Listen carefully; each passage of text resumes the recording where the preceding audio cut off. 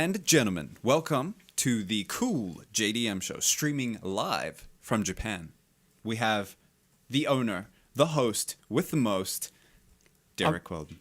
I didn't know if I was supposed to speak there. Yeah, you can if you like. Hello, everybody. We also have the second host, and his name is Mike Dennis. That's me. And, of course, we got Maximilian Scheffler Hey. on the soundboard, the sound man. The sound And a special guest who has been on the show only 3 times before. His name is Grant. Hi, Grant. Hello. The only reason Grant's got a microphone is because we value his opinion very much. Thank you. And we need him to check to see if I'm wrong about stuff. Also, yes. Actually, Grant found a car today in our cars section, the auction section. I've never heard of this car before. And for Grant to do this is insulting to me. Yeah, he does it on purpose. Yeah, we will get to that. What else are we getting to? We have today's show. We have how to start importing for money. You want money? You want to import? We will help explain how to do that. We have a rear-wheel drive Mitsubishi Lancer Turbo. You haven't read any of these, have you? I have not, but I am now. So we'll find out together what we'll be talking about in the show. I should put a surprise in here for you. We have a... Mike has crabs. What? We have a hypothetical PCA staff forced to buy an electric vehicles and what we have chosen and why. We have Japan's best candy, according to Derek Weldon. That's this man right here. We have a turbo Corolla that Derek never knew existed, so now we know it's a Corolla. Wait, for you not to know a Corolla, this is spicy. And I'm a Corolla having person. You are. At the moment, too, so it's like not knowing my brother. And the Corolla is tangentially related to part of PCA history. Okay. And new thumbnails on the channel. So, No. There's one that I only have on mine called Mike Scams a Customer. Mike Scams a Customer. Put that on yours. It's more like PCA Grant, Scams a Customer. Yes, sir. I forgot to bring the snack that we're going to have later. Okay. It's at my desk, kind of. I will bring it around. Yeah, if you can find it. It's the yellow package. It's the Kamu Kamu something. Okay. Moving right into the main topic of today's show, which is how to start importing or starting your import business. I like how this. to start your import business. It says how to start your own importing business, in brackets, working title, or how to get rich and drive all your favorite cars. That's better, actually. How to get rich while driving all of your favorite cars. Do you want that with reverb? Yes. How to get rich while driving all of your favorite cars. I don't get to hear the reverb. Neither do I. Yeah. I just get to hear your voice. Yeah. It was muted. Then I unmuted it. Okay, so the reason why I wanted to talk about this is because a ton of our customers will come to us and they'll import a car and they'll be so thrilled with their decision to import cars from us. And then they're like, you know what? I want to do it again, but I got to sell my first car. So they sell the car and now they've got an extra amount of money to buy an even better car. So they buy a better car, they bring it in and they sell that one, they get even more money. And they're like, this is a lot of fun. I'm going to continue importing cars. I'm going to do 5 or something, 6, 7, 8 per year, and just make money while driving all the cars that I want to have. And it works out pretty well for a lot of them. Yeah. It doesn't work out well for everybody, so we're going to get into some of the details on how you can do this too if you've been thinking about importing cars or starting your own hobby business. And I want to stress too, hobby business is what we're talking about. Of course, you can grow it into a legit business if you want, but this is more someone who wants to do importing on the side, make a little bit of extra cash, drive all the cars they wanted to drive, that sort of thing.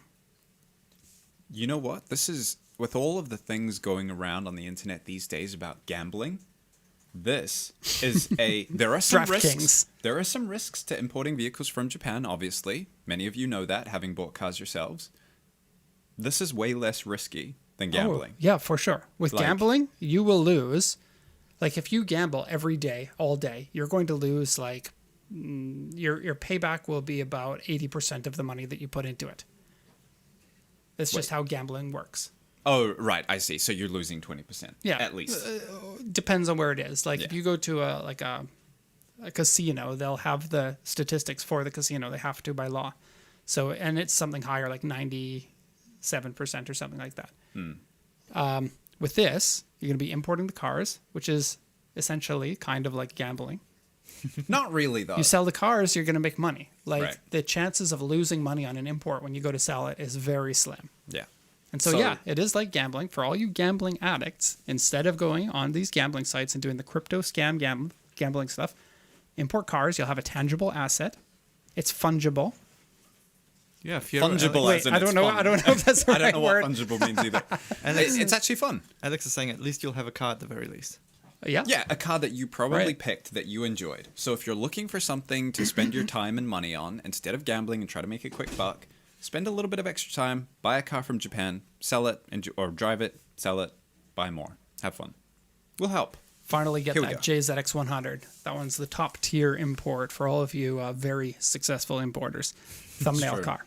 Yeah. Yeah. Oh, it is? Oh yeah, it is That the makes thumbnail sense. I picked it.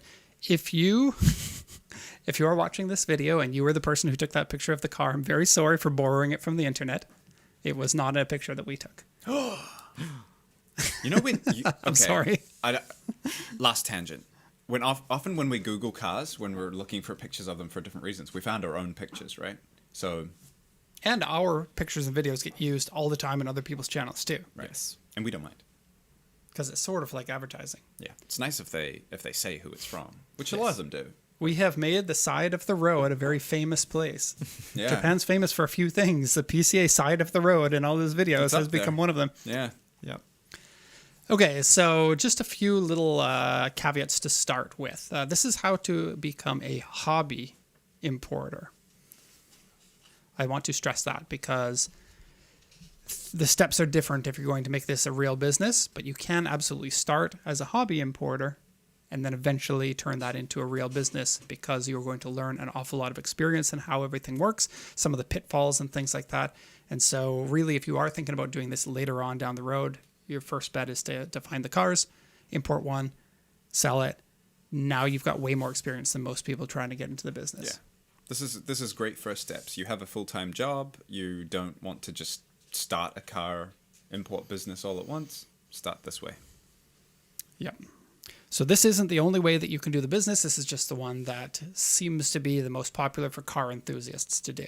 If you're not a car enthusiast, you might want to look into real business starting, if that makes any sense. Yeah. Because this is more so like you get to drive that car for several months until you sell it, and then you can pick whatever you like as the next one.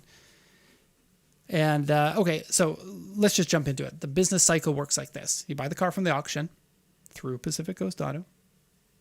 You import it, and you sell it for profit. Your first car, it's probably not that hard to import. Importing has some challenges, but we walk you through the steps. We help you out through that, and then you get your car. I think a lot of people, like I hear this in business all the time, like I want to start a business, but I don't know how to.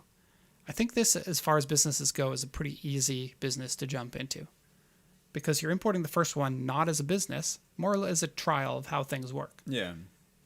Then once you've got some notches on your belt and how things work, then you can start thinking more realistically about how to do your marketing and how to do your financing and all of that sort of thing. Yep. You've already got the hard part down, getting the car, getting it in, registering it, whatnot.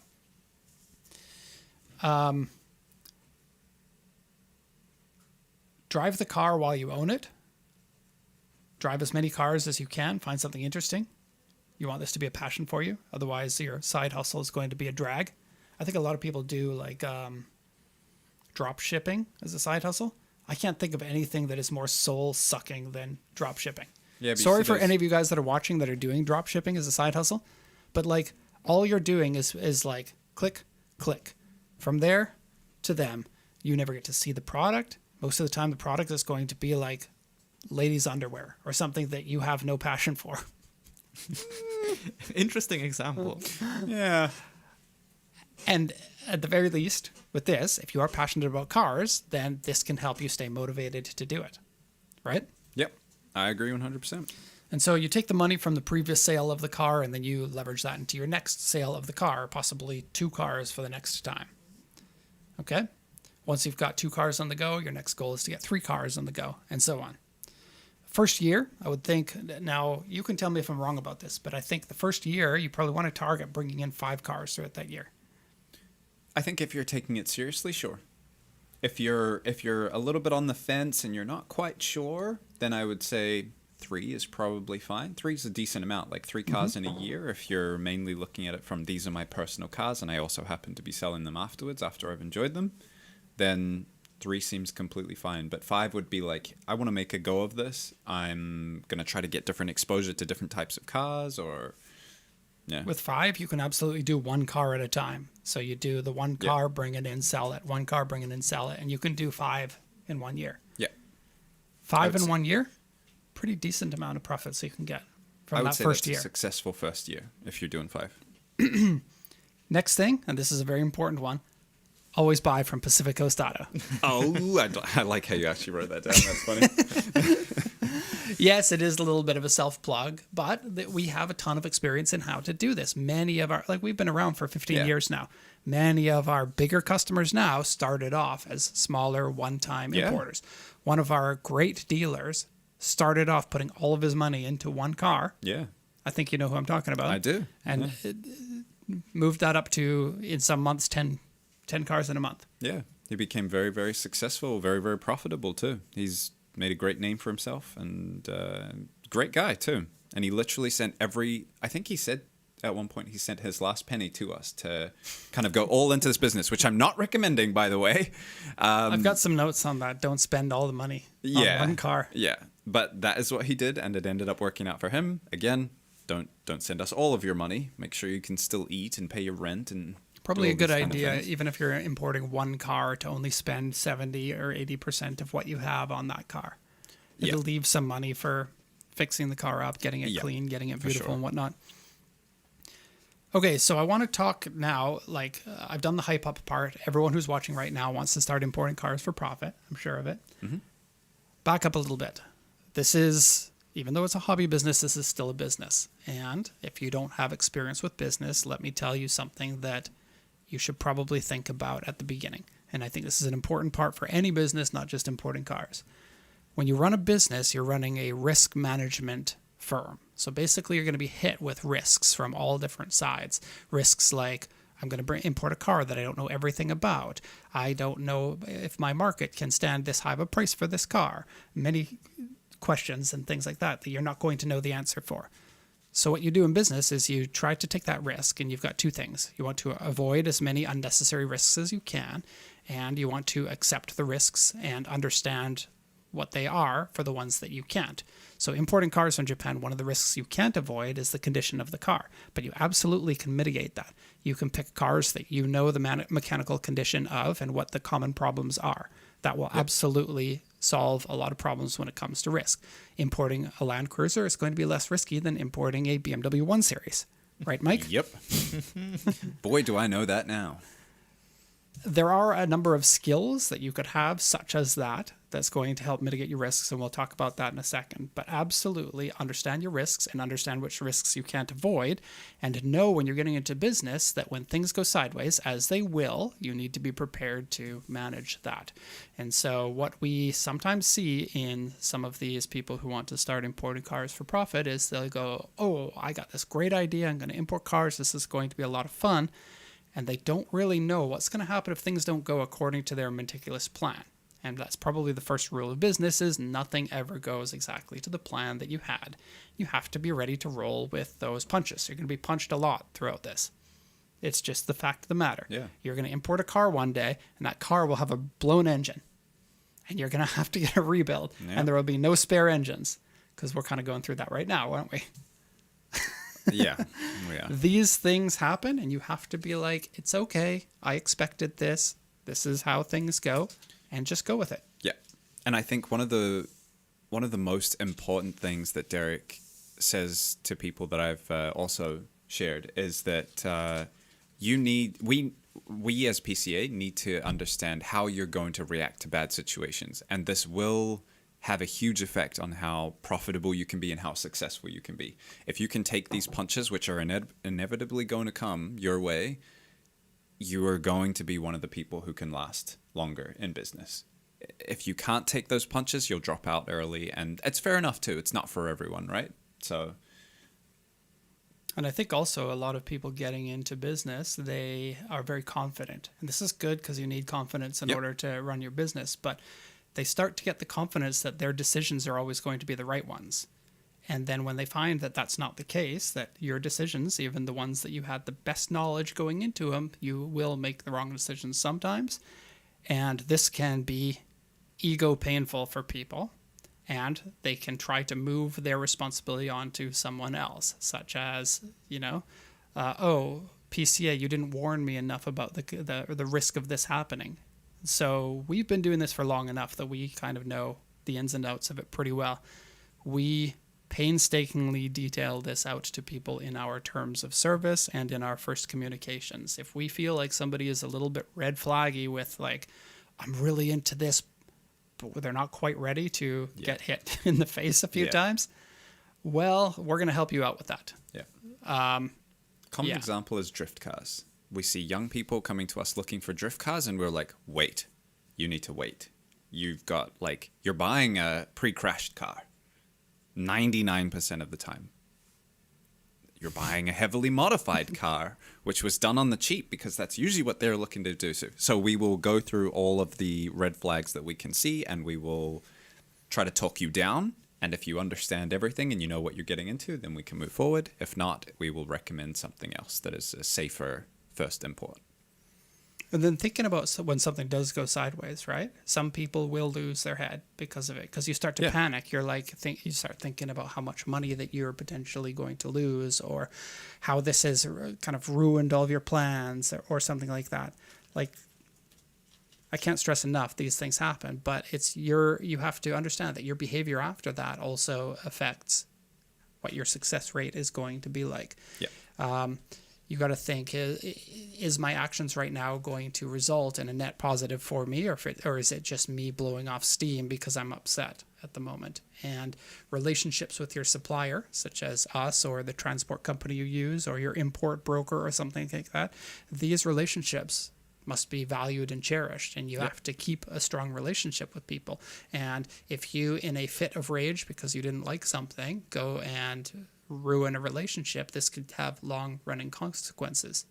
You could be told you are not going to be able to work with a broker or something like that in the future, and now you have to find someone better, and if you don't have a ton of experience, you might not know what you're giving away. So we have seen it happen where people are brash. We had one person. This was probably 12 years ago, so maybe I can talk about it now. Sure. This one guy, he was a child actor. He was 16 years old. He was on TV shows and stuff like that. Imported 3 cars. Everything was good. Prices were so cheap back then. He was a ideal customer. Had good money. Bought in cars that were awesome. Really enjoyed it. His 4th car, something went a little bit bad, and he immediately blew up. And oh my God, the nasty emails that we got from him. Yeah. And it's like, well, we did talk about this, but you didn't want to listen at that time. Yeah, and it went fine. Oh, we got a hiccup. Derek's fault. Yeah. This was back when it was basically just me too. Yeah. It's also a bit of the false perception that if you have no problems 3 times, you think maybe Correct. the risk is lower. Yeah. So you become more risky in your decisions. And we do keep an eye out for that when we pay close attention to our customers. We like to understand our customers and like to preempt things that we see may happen. And unfortunately, when you get off to an amazing start and you have, say, several purchases, let's say even 5 or 10 purchases that go fantastically well and you make great profit, that is you almost start to forget what can happen. Right, and that's almost one of the most risky situations to be in, is because you're like, this is great. I can do no wrong. I've got the Midas touch. Look at me succeed. I've figured out what other people haven't figured out yet. But that's never the case in business. Right. There are always thousands of other people who have been in your shoes before, and they have figured it out. Yeah. So, don't think yourself as unique and cool because you found a way to make good money and have fun. So I see questions from Kagan. Max, I know you answered them. Yes, there's a Q&A section later. Yes, this is live. Yeah, thank you. Okay, so how much money do you need to have to start with this? So I would recommend, obviously, this varies. The more money you have, the less risk that this is going to be for you. I would say minimum you probably want $10,000 to start this. You can do it for less than that. It's going to be a lot harder. Anytime in business you have less money than your competition, you're going to have to work harder in order to make up for that. Yeah. Ideally, $20,000 to have a very good footing on this. You can have a number of cars go sideways at $20,000 and it's not going to phase you the same way as putting your last penny into a car and then going, oh my God, what am I going to do now? I took out all of my retirement savings for this. Right. And keep in mind, this is from the lens of doing this as a hobby importer, maybe looking to go further, not just one person buying one car from us, which we also help with. Right. So I have done calculations on this, and I feel like if you're doing this for an actual legit business, you probably want to start with somewhere around $400,000 or so, $500,000. We were considering opening a branch overseas, and I thought unless we're putting in $400,000 or $500,000 into it, the chances of it going bad are too high. So when it's a hobby and you've got a full-time job and you're paying your bills with everything, then you don't have to make as much money. Right. You don't need a dedicated shop. You can use your garage or your driveway. You can, you don't. Actually, Yeah, I'll touch on this now. You indirectly answered the question that was just asked in the chat. Oh, What was the okay. question? Is there a reason why PCA won't establish an office and sell directly to customers in US or Canada? That's a very good question I'd like to get to Yeah, we'll definitely explain that at the end. at some point. There's a larger explanation there. But somebody mentioned earlier needing to have a license to deal in cars, and it's very I was common. wondering when that was going to come up. Right. Do we have it covered later? Otherwise, I won't answer it now. I didn't write it on the thing here, but it is something that I want to mention. Okay, we'll do that in the Q&A because we can talk about that. Make sure that we hit that. Hey, Max? Yep. Cool. Okay, Moving so on. obviously more money, less risk for this. You probably want to spread out your risks into several cars concurrently as soon as possible. So you import your first car because that's all you can afford for the first time. Try to hit 2 cheaper cars for your next one. So then you don't have all eggs in one basket. One car gets a blown engine, and now you've got another one to make profit. We have had customers that have blown an engine, rebuilt the engine for several $1,000s, and still sold the car for break even or profit. And so margins are there to kind of cover a lot of this risk. So it's good to understand that. And then, like I said, it's certainly doable with less money, but it gets harder. Harder means more work needs to be put into it. More skills from you, the importer, need to be leveraged in order to do it. We started this business with $5,000. And it's kind of embarrassing, actually. On our company registration papers, forever, it will always say your buy-in capital for the company. And this is just a Japanese Arbitrary, bureaucratic thing. Yeah. But whenever you get loans or whenever you get new land or something, they're always like, what's your capital? Your capital never changes unless you bring more personal money into the company. And so it's very common to have this on your website. So when you go to websites, like I go to other exporter websites, check them out a bit, and it's The like, oh, paid you in started the capital, company right? with $2.5 million. No wonder you're doing so well for yourself. Yeah.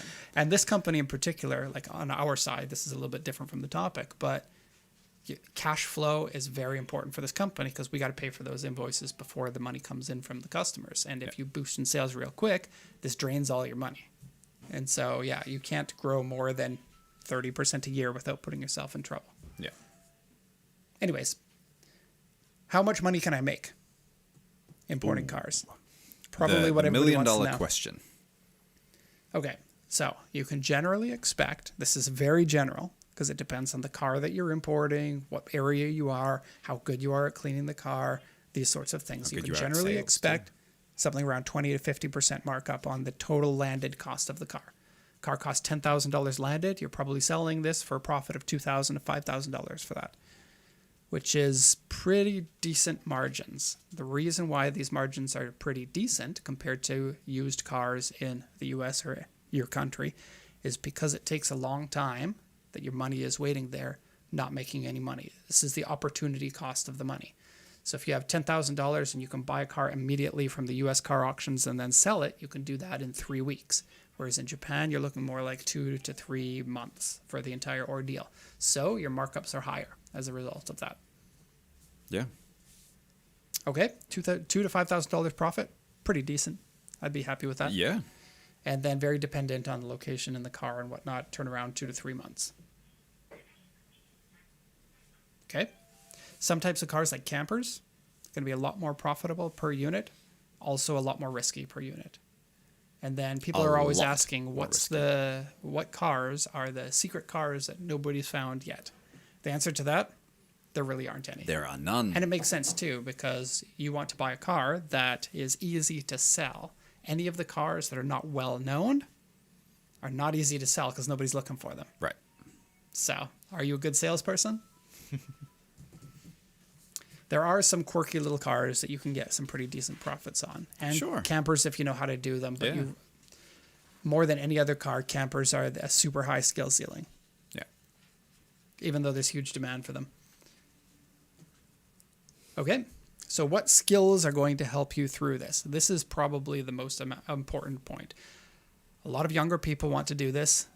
They don't have a lot of years of experience doing it, so they don't really know how high your skill ceiling is going to be.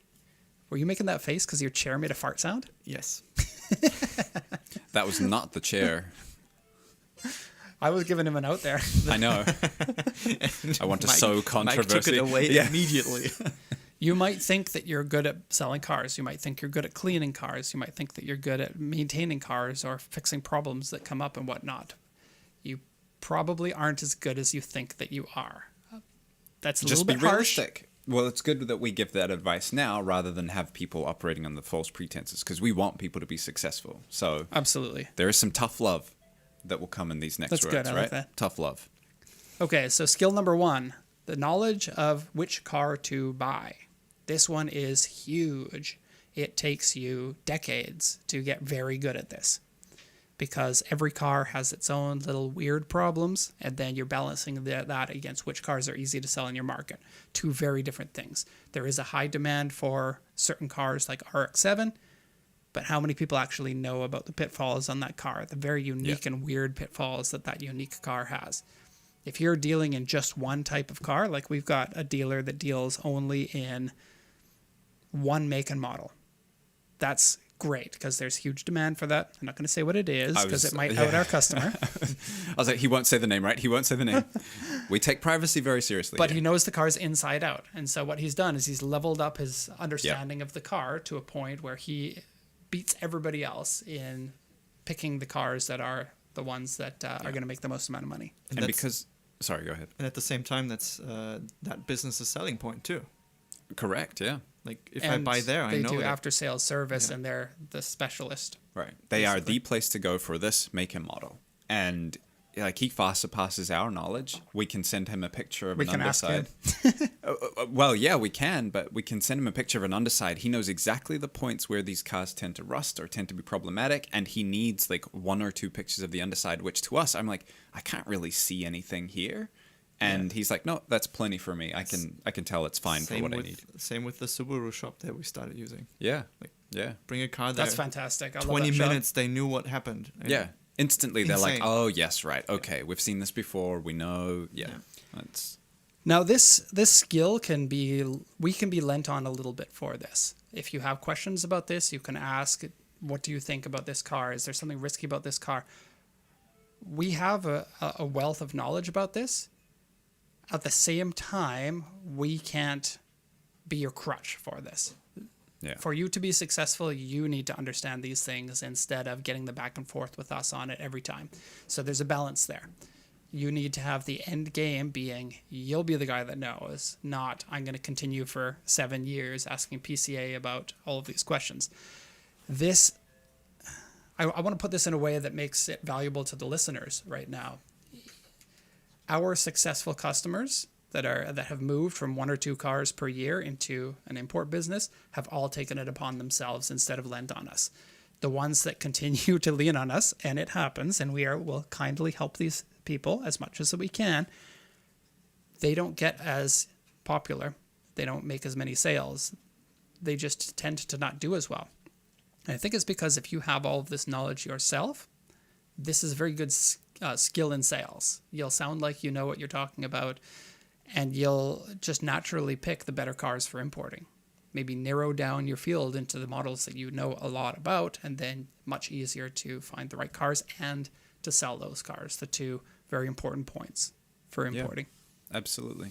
We use our knowledge as a springboard when you start as like a basis for your own knowledge and further research and experience. Like once you've imported a few cars, you're going to have that experience, and you'll know like, oh, I took a chance on a Skyline that had kind of iffy strut tops, and then when I got it in, I realized how bad it can be, and I'll never do that again. I know now that Right. I'm going to avoid this from here on out. Knowledge is power. Oh, that was that comment. Was it Reading Rainbow? I don't know. It's not a show we got in New Zealand. Yes, we will help you as a start, but we expect that you will then kind of take that, run with it, and build your own knowledge base. Next skill. Did you just do a sound bite? We don't get to hear them. No, it was reverb for Mike. Oh. Yeah. Just every now and then, like reverb. Yeah. Cool. Okay, so the first one was the car knowledge about what cars you should pick to buy. The next one is mechanic knowledge. For the most part, you're going to want to be able to fix up these cars if they have problems instead of pay somebody else. Yes, you can do it if you've got a trusted mechanic who can do these things for you. You're just not going to make as much money. Yeah. That means you're going to be putting in more effort into this and just not getting the same amount of payoff, and you might get bored of importing and just call it quits. If you can do the stuff yourself, or if you ideally in the end game is have your own team that's very good with the cars, doing it in-house is going to save you an awful lot because you're not paying for some other person's business to make money. And a side note, being able to offer servicing and repairs after sale. That's where your money Huge. is, actually. Yeah. Yeah, if you get bigger and you can be the guy, like James in Canada, right? He imports cars for people, but he makes more money on servicing the cars, and then he's got a trusted network of people who, just the other day, someone was like, I got this 1991 Corolla wagon. My grandfather gave it to me, but it needs some work. Do you know a guy? And this person that James had sold the car to was like, I know the guy for you. Yeah. And he can do this work much cheaper because he doesn't have all of this overhead, and Yeah. he doesn't need to be rich like so many people in today's world. Yeah. Okay, next one. You bring the car in and you got to sell it. You're going to at least have to vacuum the car out. You want to clean the car too. At least. Do more than the Japanese dealers do when they get their cars, please. Cleaning the car can give a great impression on the condition of the car. This can boost the price that you can get for it several $1,000s if you clean it well. Not everybody wants to do this because it is a labor of love, but if you are good at cleaning up cars. Oh, there was a note that I wanted to make, and I was like, I offhand forgot about it. When it comes to cleaning the cars, fixing the cars up and whatnot, a lot more effort needs to be put into that when you buy the bottom of the barrel cars. Oh, yeah. If you buy cars that are lower mileage or much more expensive, then you are getting a lot of the headache away from your process. And so if you're not super skilled at picking the right cars, doing the mechanic work, cleaning up the car, you can leverage your money in order to get in a car that doesn't need as much of these things that you're not as skilled at, therefore should be able to have an easier time selling the car. Yeah. A lot of people discount how hard it is to sell a car. Some people could do it, some people can't do it, some people are natural, some people need to work up their skills on that. It can be a bit of a struggle to sell a car. Yeah. I think that's great advice. Spend a little bit more, buy a nicer car, save yourself troubles down the road. Kind of a no-brainer to me. Don't buy a drift car. Do not buy a drift car. Stay away from RX-7s. I mean, there's a huge demand for drift cars, but they're just such headaches. Yeah. Drift cars are usually sold once they've been used up, and they're too much of a headache for the previous owner. Yeah. Learn the process first, and then get to live with the risks. Yep. Sure, yeah. Knowledge is power. So the next one is similar to the cleaning up of the car, but learn how to take good photos of the car. I cannot stress enough how much a good photo of a car will help you sell that car. It will immediately make the car look like it's a higher end car in better condition than everything out there. And you're going to be trying to stand out against hundreds of people who have cars for sale at the same time. Bad car photos, I just can't. No. And it's very easy to stand out in this respect because there's some very simple things that you can do to learn how to take pictures of cars, and you can learn in a day or two. And it's weird. It's weird too with all of the technology we have nowadays, and phone cameras being this good. Many dealerships still don't take good pictures. Especially just don't Japanese know ones. how. Oh my god. The barrier has never been lower to taking good pictures than it's now. And that's a very good point about the cameras too. Like, we have really nice cameras because I'm something of a camera nerd, right? But you don't need that. No, your phone will like- do just fine. Beyond just fine. You'll get 90% there with a phone, Yeah. Yeah. 80% there. The rest is how you use it. Right. So launching today, Max has a new course that's going live. You buy it once, and little do you know, you're signing up for revolving payments every Yeah. week. Yeah. No. This is an investment, you know. That's right. Like, you would be foolish not to buy it. spend Yeah. the money. I will say though, on taking good photos, a good way for you to build trust immediately with your customers, that you took the time to take good photos and you know what customers are looking for, and that they see, hey, this has great photos of a great car. I instantly feel like I want to contact them about this car, or I'm interested in the car. It's not somebody who's like, yeah, I guess I'll sell the car. Here's some photos. Buy it if you want it. Like, Also, this might be a personal ache of mine. Don't take pictures of the car when it's wet. Like, wash the car and leave it wet right. to make it look more shiny. There's so many, like, Pretty much everyone knows what you're doing when you're taking. Ground that is all picture. wet Yeah. underneath it. Yeah. So People know. yeah.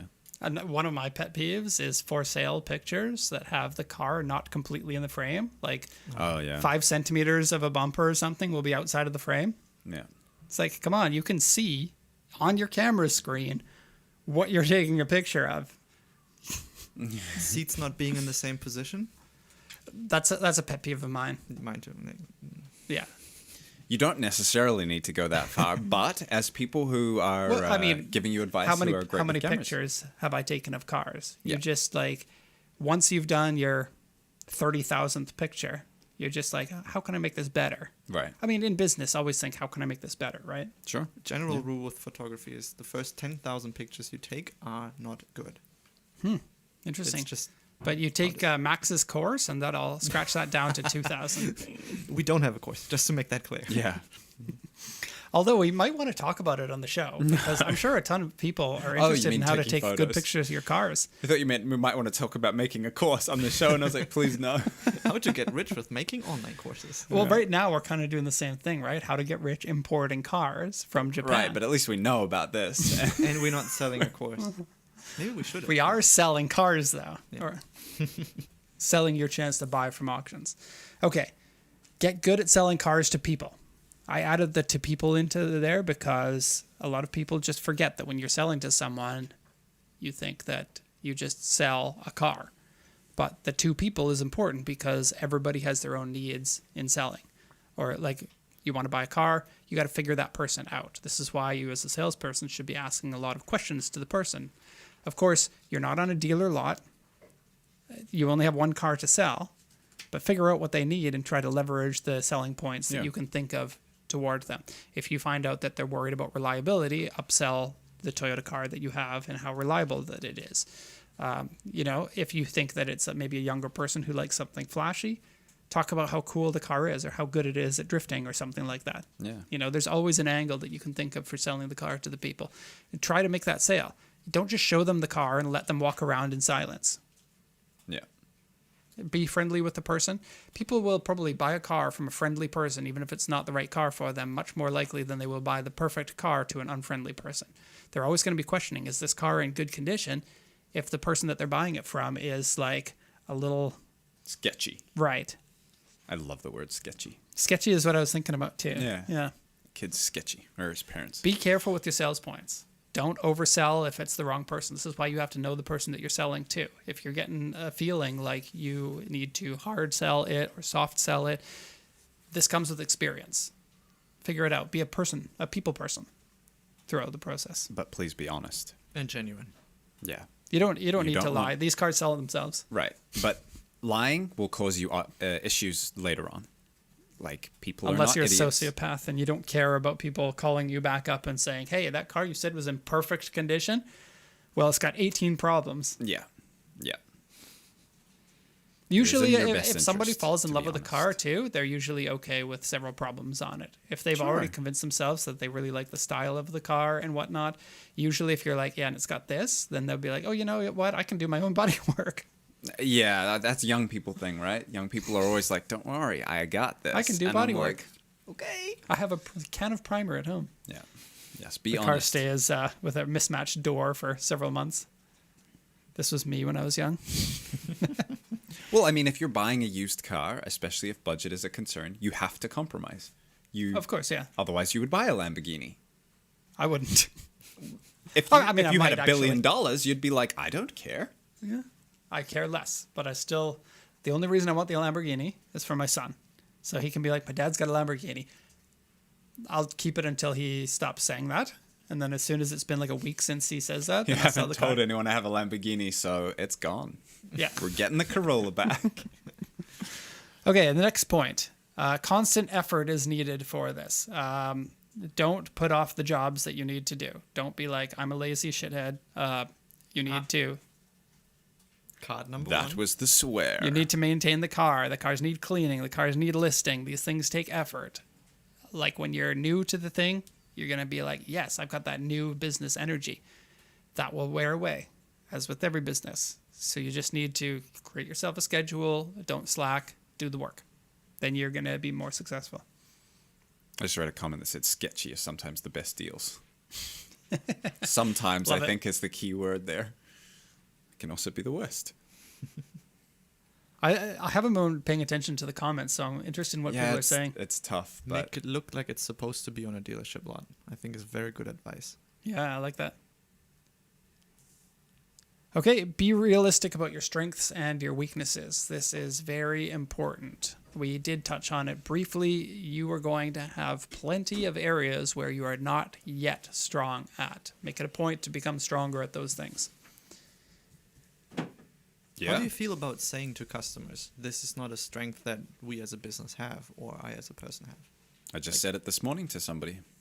Yeah. I think it really depends. It depends on the situation and what you're saying to them. Yeah. Okay. Obviously, like if somebody's trying to buy off of you and you don't seem confident in what you're selling, then that's going to be seen as a bad thing. Well, confidence versus strengths, right? Like, yes, they need to be confident in you, but if you're trying to sell an RX-7, for example, and you're like, You can lift these easily. Sorry, it just came to mind. I'm I'm having caffeine right now, so yeah. So if It's someone too much asks of you a for, tangent, hey, when I think. buy this car off of you, can you fix it? And you know you can't, you shouldn't be like, yeah, sure. Right. Like, where do you live? Do you have any specialty shops near you because you're in the market for a specialty car? So, and if you're looking to build it or something into a high horsepower car, who's the shop that's going to help you with this? Are you going to do it yourself? If so, then I yeah. hope you're very knowledgeable. I think being honest, being honest in the car industry is like a cheat code to having a successful business because there are so few people.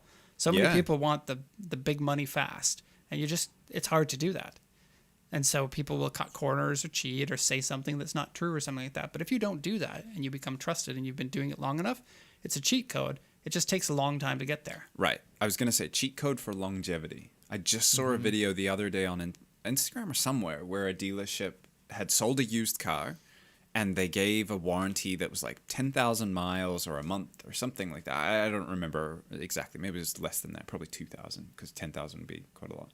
But the person bought the car and then it hadn't issued just outside the warranty. It was over the time. It was over the mileage.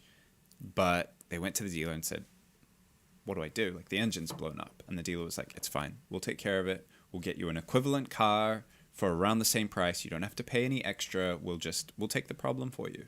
And That sounds like an AI hallucination. well, maybe it was fake. It didn't seem like it, but I didn't check into it either. But the point of the story is the same, and that dealership who has been in business at the time for 10 or 12 years in that area, that is how you get to be in business for that long. Doing things like Yeah. that. You get the repeat customers. Just like we do with our customers. We're not going to screw any of our customers or lie to any of our customers because we want them to come back. We want them to trust us. We want to be able to trust you. Honestly speaking, it didn't start there. Like all of that is true, but it just started with me being sick and tired of having to be dishonest in all of the businesses that I was doing, Yeah. and I just hated going to work where they're like, okay, Yeah. nonchalantly lie to these people. Yeah, it's like, I will pay you. Now go and lie to those people. And you're like, but I don't really want to. And he's like, well, Well, do you want a job? job? Yeah. You want to get fired? It's like, Right. I mean, the Well- benefits of being an honest company is that people come back to you and Yeah. and you gain a reputation for that. Yeah. All very good things. It's something that we're all very proud of, right? yeah, 100%. Like, it's nice not to be able to come to work and not have to feel like I have to put on this facade that isn't really me. I can just Yes. say the truth, Yeah. and it is welcomed. So yeah, build your reputation. It is important, especially if you're looking to grow. People want to go to the people that they trust. If you are someone that is trustworthy, you will get more sales, more business, more customers, more success. And I think everybody out there, especially when you get a little bit older, has been burned by a car shop, either a mechanic or a place that Yeah. they bought a car from. And it's just like in our society, people just assume that people in the car business are going to burn you. So, and they honestly, hate to say it, but I agree with a lot of these people. Yeah. The majority of the car shops, like we work with a ton of car shops. We found ones that we think are good and ones that we like and whatnot. But it takes you a very long time, and we deal with cars every day. Yeah. Most people deal with their 1 or 2 cars that they own, maybe 1 or 2 or 3 times throughout the year. So they don't have all of the footing that we have for that. Everybody's looking for a trustworthy car business, right? And And if you can be that person, people will remember. people will often pay more too for that element of trust. And the we people do. who won't pay more are customers you don't want. Yeah, Or are the people who are not ready yet to pay more to get? or haven't To had have a the company. bad experiences of Yeah. being burned. Yeah, I agree Yeah. with that. I used Fair enough. like paint shops for my first car or repair shops for my first car where I was not happy at all. But at the time I was a student, so I was like, I can't afford these Yeah. companies that I know are good. And now I'm Mhm. like, okay, I had my experience, and now I want the trustworthiness. That's very reasonable of you, Max. Yeah. I think It's almost like you evolve as a person when you get older. It's almost like you learn the Yeah. longer you're alive. Yeah. Trust your parents is Yeah, the that's moral a- of the story. this whole segment could be just reduced down to the more you know. Yeah, knowledge is power. Just grow up a little, would you? Yeah. Okay, so now I've got a list of pitfalls. These are traps that we see people fall into, and some of them, like the one you're going through right now, Oh, With a customer. Yes. pay for your damn car. How about that? I'm so eager to talk about this, but I will not until I'm given permission. Okay, number 1, and you guys can riff on this if you want, okay? Don't get caught in the details and miss the entire picture. Big one. And I think this one is broad too. It's a little Yeah. bit difficult to give proper examples of it, but it is so easy to just be like, oh, here's a problem. Here's a problem. Running a business is a list of problems you have to deal with. You have Every day. fires you have to put out. Yep. And it can be easy not to look back at the entire picture of everything because you're too busy putting out little fires. Don't let the little things bother you too much, and find out what fires are the big ones that you need to put out. And we know firsthand how difficult this can be. Sometimes it feels like everyone who has a job probably knows this as well.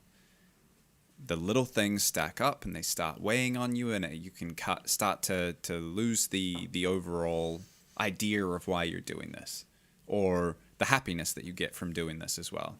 If you've got a customer complaining about a purchase, you've got a broken car, you've got delays in exports, or you're having financial issues with the bank or something like that, all of those compound into a very negative view.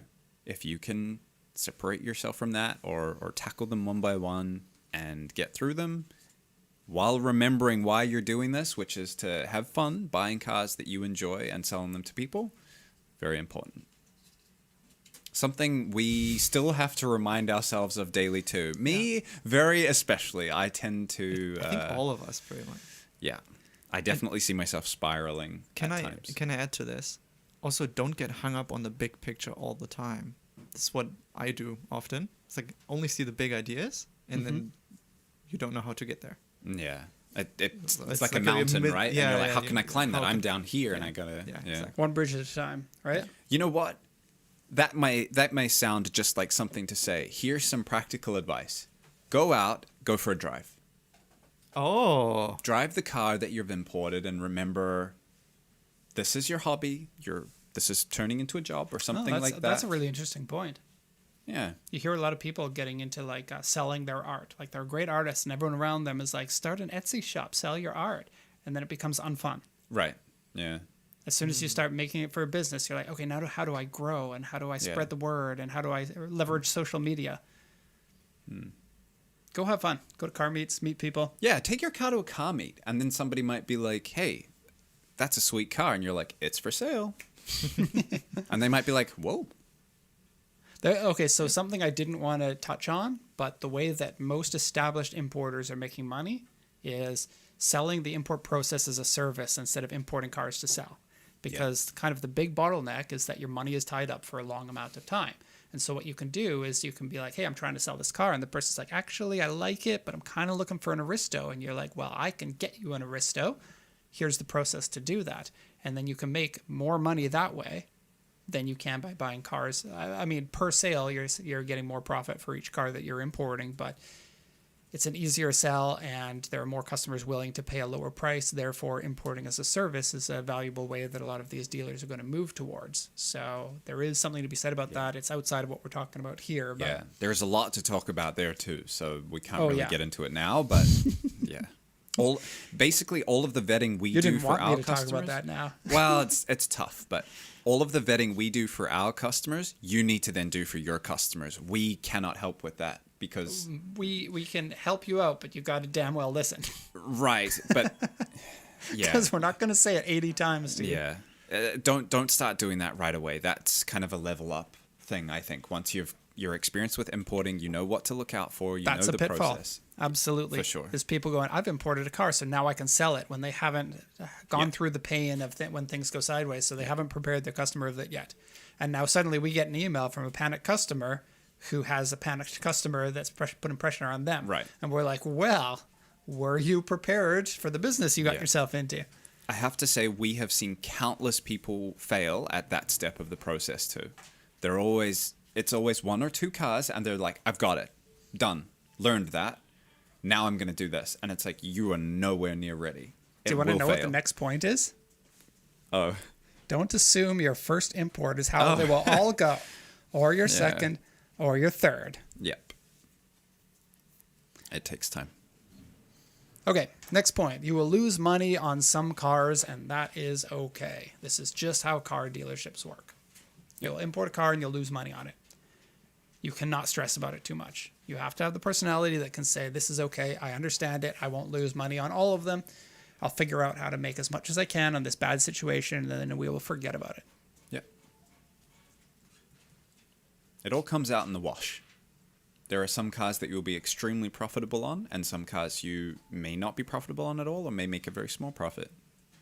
You will know for next time why that was, why you didn't make much profit, and how to change that for a future purchase. Maybe you don't buy that car because it's not popular in your area, or maybe you just don't particularly like that car and then they're troublesome, Mitsubishi GTO, and you don't want to do that. As much as your You've got a bad heart, habit of that. as much as your heart wants you to buy that car, you maybe shouldn't. He still wants another GTO. I want another GTO. It's like the guys that fall in love with bad girls, right? Yeah, I can fix her. I can fix that. It's not that bad. How bad can it be? Next one, more experience equals less risk equals more profit for the same amount of effort. In your first year, you're not going to be as valuable as you will in your second, third, fourth year. The more experience you get, especially if you can leverage this experience to make more money per amount of effort you're putting in.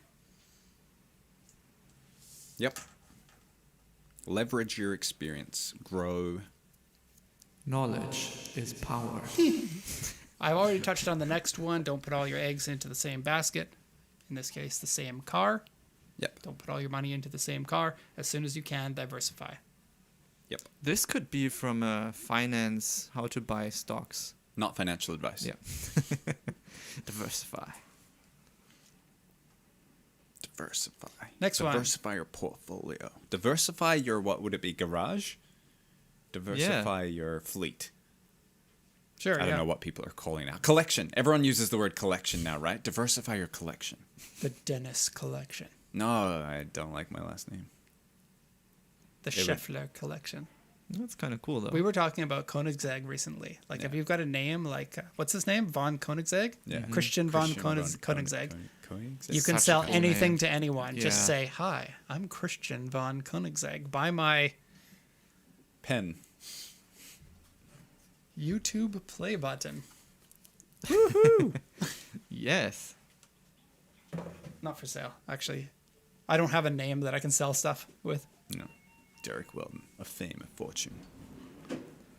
Next one, get on prepping and selling the car as soon as possible. The faster turnover you have, the more that you can buy. That goes without saying, but it's so easy to have a car for a week and not do anything on it.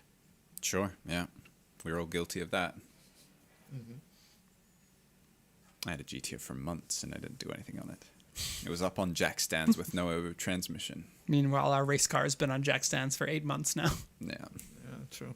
But you don't have parents who are like, hey, that car's in the way The and next it doesn't point, move. have parents. It'll put some fire under your feet. Yeah. Next one, cool cars aren't always the best sellers or the most profitable. This is very much targeted at drift cars. Yep. Drift cars are so cool and have a huge demand, but do they?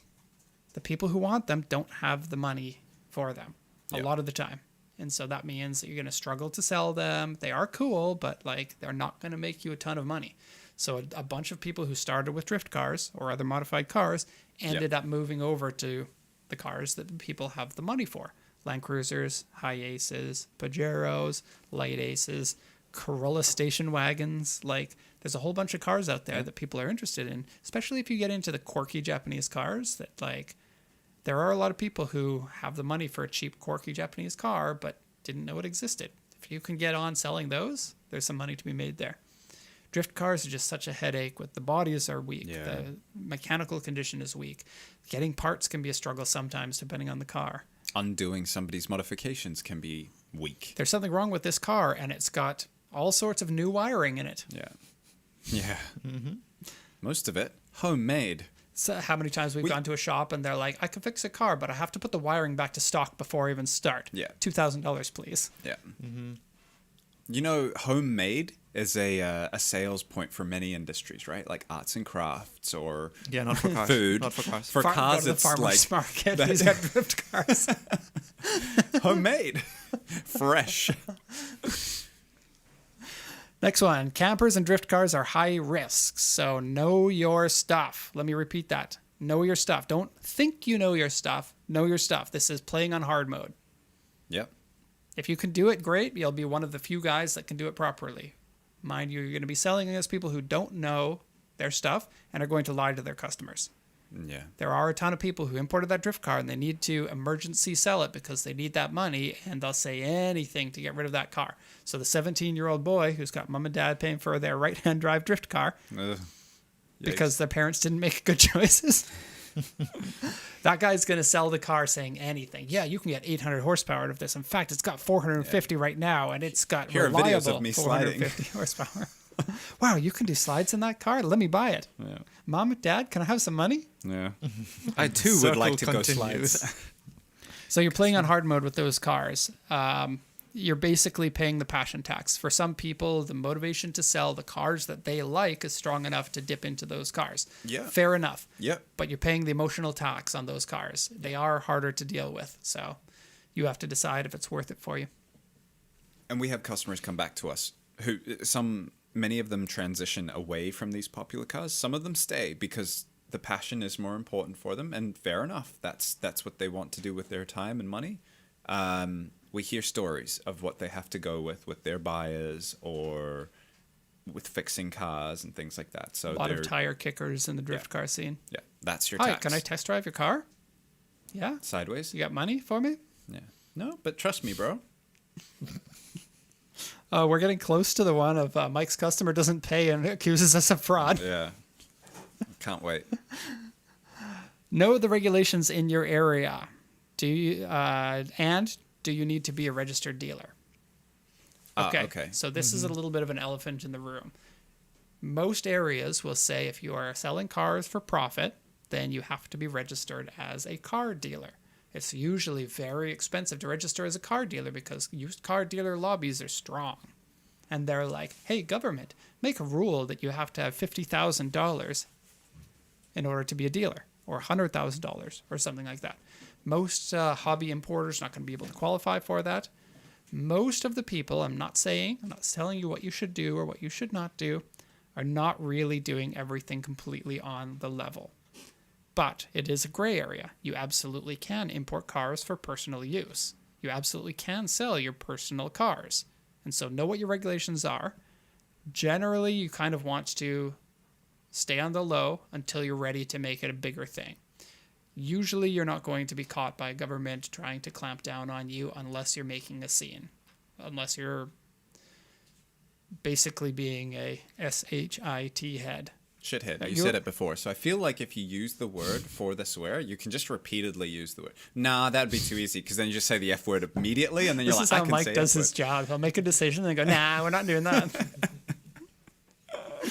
So yeah, know the regulations in your area. Tiptoe around some of these things like being a car dealer. Yeah.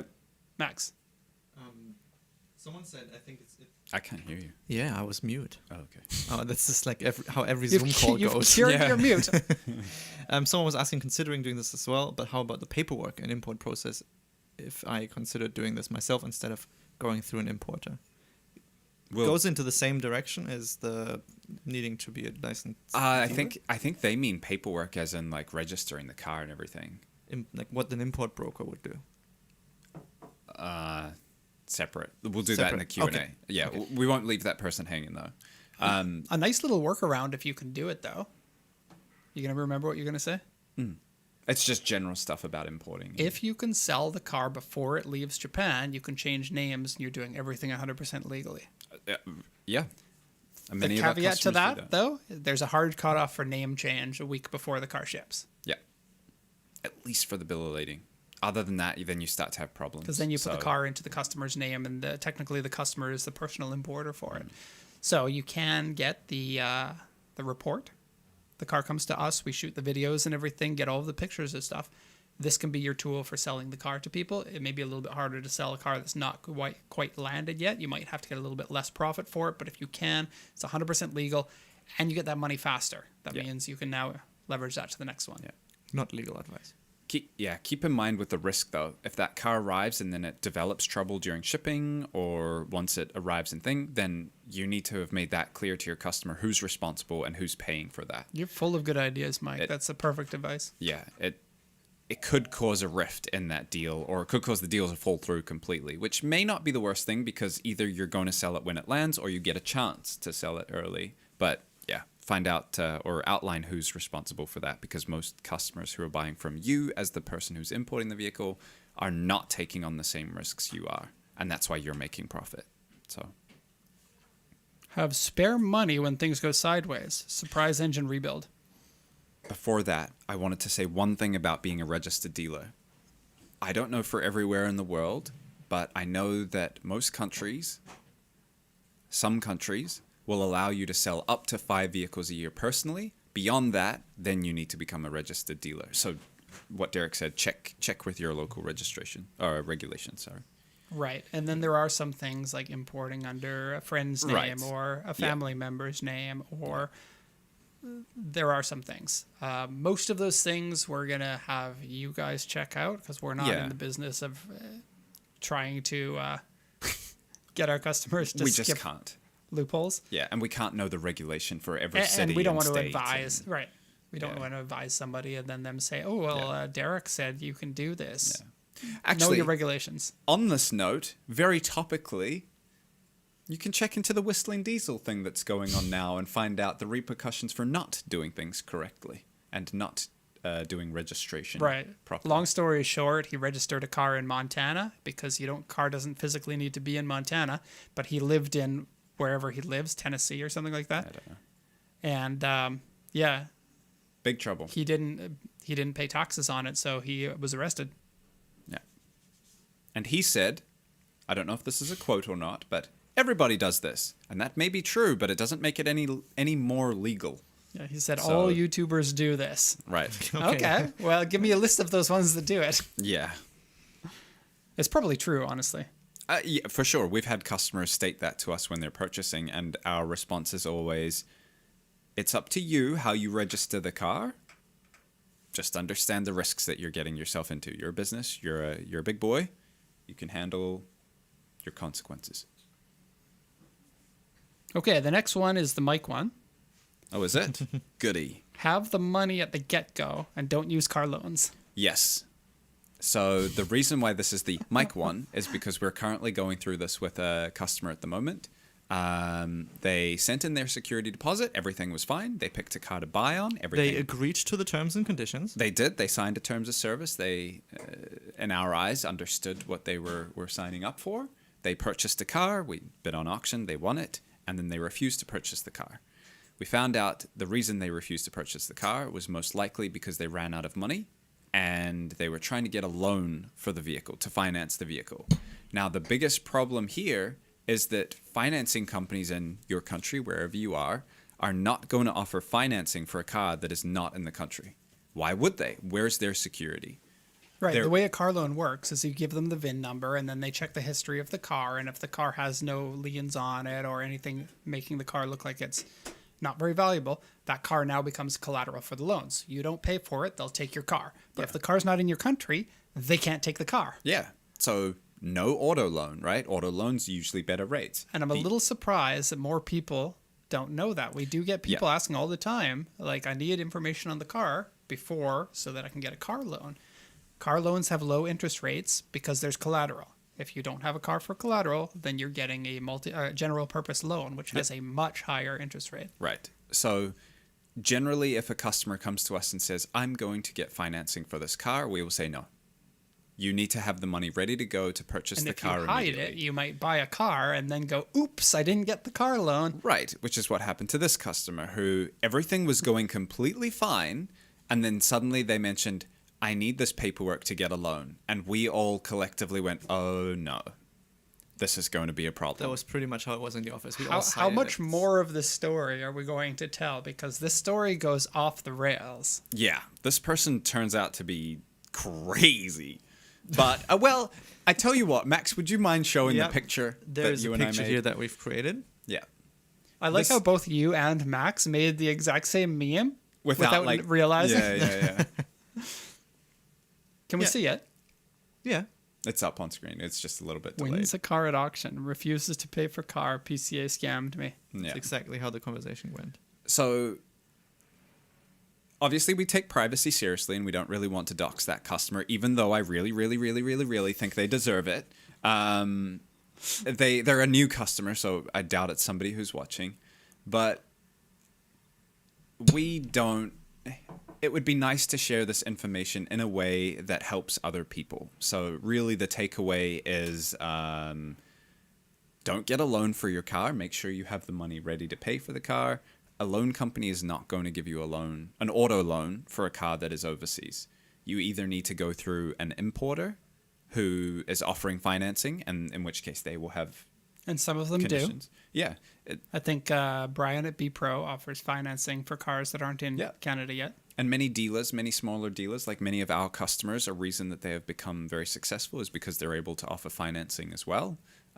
So it is a good way for you to level up as a hobby importer into a business. But if you're looking to buy a car just for yourself, I wouldn't even suggest getting a personal loan. Like, you get a personal loan to buy the car. That's fine. How about if the car breaks down or you need emergency money to fix that car? Like we said at the beginning, you're only spending 70 to 80% of what you want to purchase the car, and you're leaving that rainy day fund, right? You can quickly get yourself into a very bad situation when you have a high interest personal loan financing a car from overseas. That's a a very good point. 25-year-old car, in many cases, if you're in the USA. It is not worth it. Wait, save the money until you can afford the car. Yep. Delayed gratification. On another note, I wonder if people would like to hear the story of this car. I kind of want to hear it. You want to hear it now? I don't know how I feel about this. I like the idea of reading the emails word for word on the show. On the other hand, it is kind of a Right, so I'll explain the difficulty that we have when we're talking about It's this. not very respectful of us to do that because the emails that he sent to us put him in an extremely bad light. It's sort of like, haha, Right. look at how much of an idiot this person is. Right. That is true. And the reason we don't want to do this is because there are many people who complain online and then either do it what's that word? Disingenuously, where they are trying to paint someone in a bad light, and we don't want to be one of those companies or people that do that, and to kind of start like internet flame wars or beef. This person doesn't have a large following or anything like that. I believe they are a young person who is looking to start a business in their country and have failed miserably. The chat though is pretty straightforward. Saying Everyone's saying yes. public shaming needs to make a return. See, I was trying to convince Derek of this the other day. I can agree with that on principle, but it is different when you're the company, and there is a certain bar that we need to hold ourselves to, and I very much think that respect is very important. Yeah, I agree. Respect too. of our customers, no matter which choices that they make. Yeah. Like, I think it's salacious, and I think people will watch a show like this hoping for something that's like, salacious like that. Like, ooh, I want to hear this story. I want to make fun of people. I need that kind of negative reason to watch. You know what? Let me frame it somewhat differently. I almost want to go through the email step by step, especially the things that we said and the things that we showed, and see what the reaction of people would be, to see what how reasonable people would interpret it, right? Because the claims that this person made were outlandish, like insane. Can I give one example? The 5-year thing. I don't know what the 5-year thing is, but I think yes. So the customer, one of the things, one of the things that I know what you're talking about. It's wild. I can't believe it. Go ahead. So the customer asked for many things. One of the things they claimed. We were accused of not having the vehicle. Right. They didn't believe that because he didn't have the money to pay. And so then he was like, well, you guys don't have the vehicle. He started fumbling for reasons not to complete the purchase. So one of the things is he said we didn't have the car. So we sent him port photos. If anybody's bought a car from PCA, you might have received port photos before. These are photos not taken by us. They're taken by the port when the car arrives. And it's pretty much 10 to 15 okay-ish quality photos that show that the car has arrived. It shows the VIN number. It shows some key details. You can see the car and you know what it is. So then the person claimed, how do you know that the photos that you've received from the port are real? Meanwhile, this is the same car that he bid on, and he had the pictures what he bid on it, and it has unique wheels on it. Like, it was a stock car with lowered on wheels, and the pictures that we sent are the same car with the same wheels, and obviously not at the auction. No, yeah. And then on the windshield, it's written Pacific for our name. Yeah. And then it has the date that the car came in on the windshield, right? Along with a piece of paper that says Pacific Coast Auto. And the VIN number on the piece of paper. Right. And we sent a picture of the VIN number as well that was stamped on the chassis. Yeah. So they received this, and then they said, actually, these are the same photos you sent me 5 years ago. And I was like, I don't know this person. And he also said that maybe we tampered with the metadata of the photos. And by this point, I already felt stupid for providing the information that he was asking for. Like, I already knew this person was going off the rails, but as a company, we have to do everything that we can to try to help this person, especially if they're either going to purchase a car or not purchase a car. We have those pictures on hand, so have the pictures. Yeah, it should have been an easy transaction at that point. Oh, you do have the car. Okay. Yeah. Well, sorry, guys. I actually fumbled the loan, and what can I do here? Right. Yeah, the customer wasn't honest with us. That's what you do in that situation. Yeah. But he saw the date on the windshield, right? And the date just says, 11 for November and 10 for the date. So November 10th. And so he's like, actually, that picture is 5 years old. Or a year old or 2 years old, but it was a car that was taken on this date just 1 year ago or 2 years ago or 3 years ago. And as if, I immediately, to my mind, thought of... we just have an inventory of pictures, millions of pictures deep of anyone who buys a car, so that 1 year from now, maybe we'll sell an Aristo with the same date, and then we can scam this guy by sending him a picture of it. Look, it even has the same wheels. Oh, that's right. We actually have about 10 million because we've bought every one of the different cars that we can possibly scam with every different set of aftermarket wheels. Isn't it hard enough already to do normal invoices each day?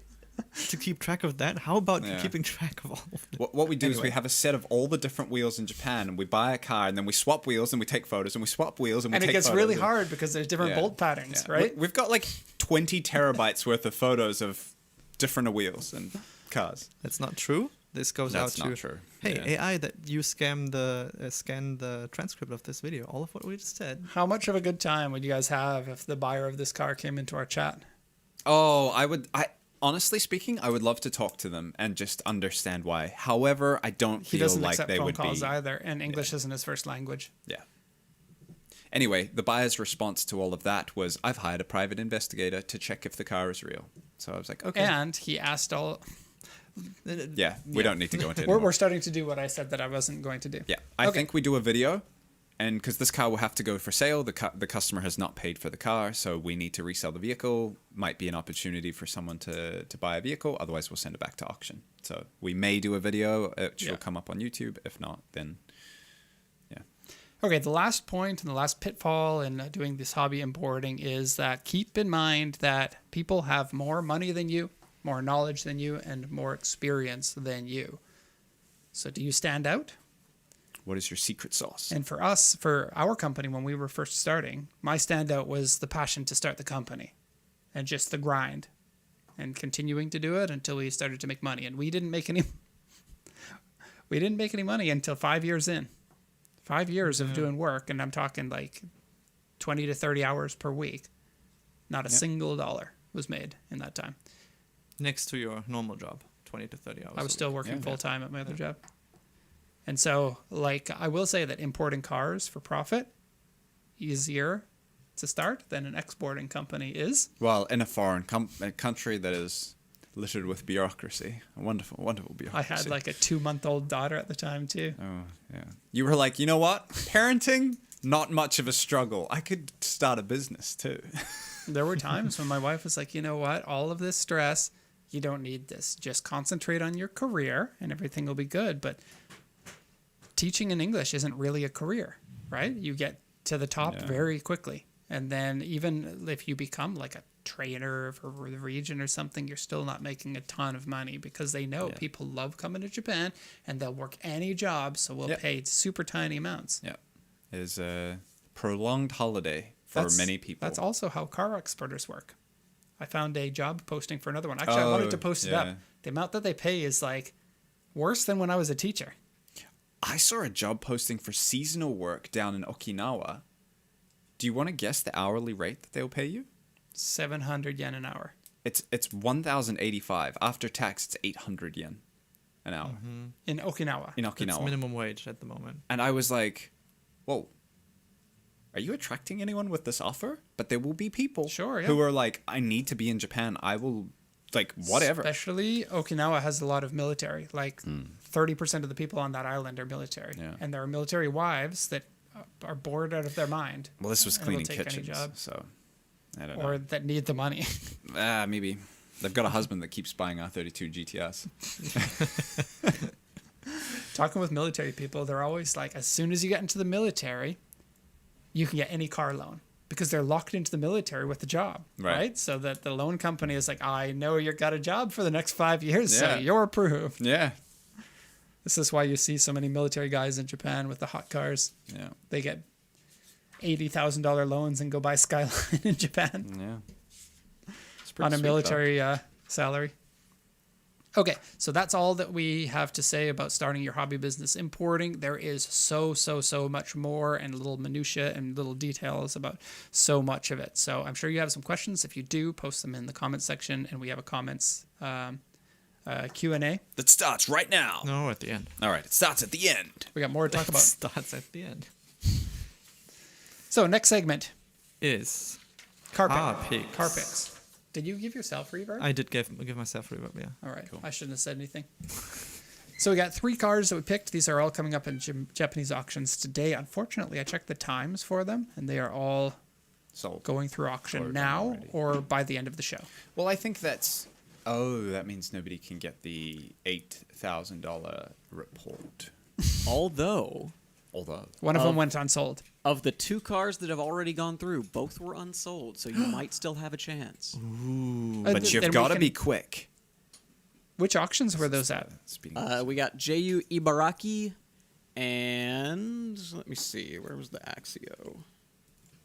Because maybe we can figure out how much they actually want. yeah, We can tell that. Let's have a look while Grant's Okay. checking that out. Also Ju Ibaraki. First car, which I think is incredibly cool. These look so sick. I love these. Seeing these drive around on the road is so cool. I don't think I've ever seen one. neither. Usually they have big turbo decals on the side, which I think was a Whoa. dealer option or something. It's sounding a little more familiar, but maybe because of the skyline. So 1.8 liter. These are twin cam, right, Grant? Not this one. This is not the top spec. This is a single cam 1.8. So probably the twin cam one is the one that comes with the turbo decals. Possible. Okay, so this is the not so good one, but it is still good. 135 horsepower, rear wheel drive, and it is a Lancer GSR, just like the Evolutions, but there was no Evolution here because it was before that. Was this the? This was. There was one after this, and then they started the Evo, right? Or was this the last one? I thought there was one more. I don't know actually. Let's see. There are. I think they might have dropped the Lancer name for one generation. Yeah, so this generation ended in 87. So then there's one generation between that and the Evo 1, I Okay. believe. Yeah. 'Cause the But Evo then 1's there's no very early GSR 90s. in that in between, was there? I think the next one is a GSR too. What else? What other names did they use though? I don't know. It was like their rally one, Their wasn't it? Galant was the rally one. Oh. We're all saying different things. Gregor was saying beta Evo? Kind of. Pretty much, yeah. Yeah. Alpha Evo. And this was also used as a rally car. It, to my knowledge, was reasonably successful. As Not. successful as a rear wheel drive car will be in rally in the 80s. Yeah. I mean, this is, late 70s, very early 80s. Yeah. So obviously it's been in an accident, hence the R grade. Interior and exterior C is what you can expect with a car this old. Unknown mileage, it says 46,663, but it is unknown because it's a 5-digit odometer. Yep. Back when they didn't think cars could go 100,000 kilometers. Like my car. Honestly speaking, it doesn't look too bad. Yeah. It's a Mitsubishi and it doesn't have huge amounts of rust, just a little bit on the front pillar, it looks like. Yep. Has a roll cage inside, perfect. Yeah. It's actually cool. Like, I'm not a Yeah. big person to put roll cages in any street car, but if it looks like this, that's the kind of car. Like, obviously, rally Suits the car, heritage, yeah. and, it's something that you might have seen in a rally car in the Yeah. 80s. I think roll cages and street cars are so cool. Yep. As long as they're proper. I But just I think know they're get into stupid. an accident, and now you've got a Brain caved-in damage. head. Yeah. And so this GSR version should not have come with an intercooler from the factory. This one does have one. So I believe that's been added aftermarket. In theory, 135 for this one, 160 for the version that came factory with an intercooler. I would guess this is probably somewhere in the middle. Do we have a price for this one yet? It was unsold at 707,000 yen. So we don't Option know before? how much the seller wants for it. Let's see. Check if it's been A similar car, although I'm not sure if it was exactly the Oh, same those one. hot turbos are so weird to me. So has this car been at auction before? Apparently I was This locked is a out. type of car that will take a while to sell, so Oh. Okay, this looks to be the same car that Nagoya. sold at USS Nagoya on the 24th of October for $785. okay. That seems like a decent price. Yeah, so considering I'm the guessing the condition. current seller probably wants something in the neighborhood of $1 million for it. Yeah. So look how they use the stock intake manifold, even though they put on the intercooler, the aftermarket one. And so you've got this tube that goes from the turbo over the top of the engine and then back over to the side there to go into the aftermarket tubing. Yeah. Yep. It's like, we'll just take a detour here so that we can have a cool red piece Yeah. that says turbo on it. Also, I believe this engine is going to be throttle body fuel injection, which is funny. Pardon me, the turbo's on the other side. That's the intake side. That has that plenum. So I wonder This is what the confusing. I wonder what the original one looked like. Yeah. Maybe that red piece was from the twin cam version, because you would think the pipe would just go across if it was a non-intercooled one. This was also the 80s, though. They were still kind of figuring things out. Yeah, That interior looks like the 8.6 interior, doesn't it? a little bit with those lines here. Yeah. So cool. And the of the era boost gauge. I love the rear on this. I can't exactly Right? say why. It just It looks like a E30. Like a Ford? Jetta. Oh. It looks like a first generation Jetta or the old BMW 3 Series. Or 5 Series. Like the 28, I think. It's a mix of different things. So yeah, you can still buy this car. It's cool. It's incredibly cool. I like And it a then lot. we will make a video if you buy a car that is mentioned on the show. At a value We should stop no less than raising the price. $800,000. No, it's a small video that I will do that you can post on your social media that looks cool. How big is small? At least 6 inches. Never mind. At least That full, counts as a full square. HD, No, it does not. Yeah, it does. 4K, Sorry, I know, a I wasn't minute. listening. Moving I on. was reprimanding Mike. 4K, 1080p. But I think you were thinking about the minute. Like, Yeah, yeah, a minute. that's perfect for socials. Okay, next car. Make sure it's watermarked because we want to, Next car is this one. I haven't seen this generation of high ace up at auction in quite some time, and I totally dig the 80s look of these. Yeah, I haven't seen one. I can't even remember when, so that's kind of why I grabbed this. But they do make front end conversions for current high aces that have the same look to them, Yeah. right? For sure. That's fun.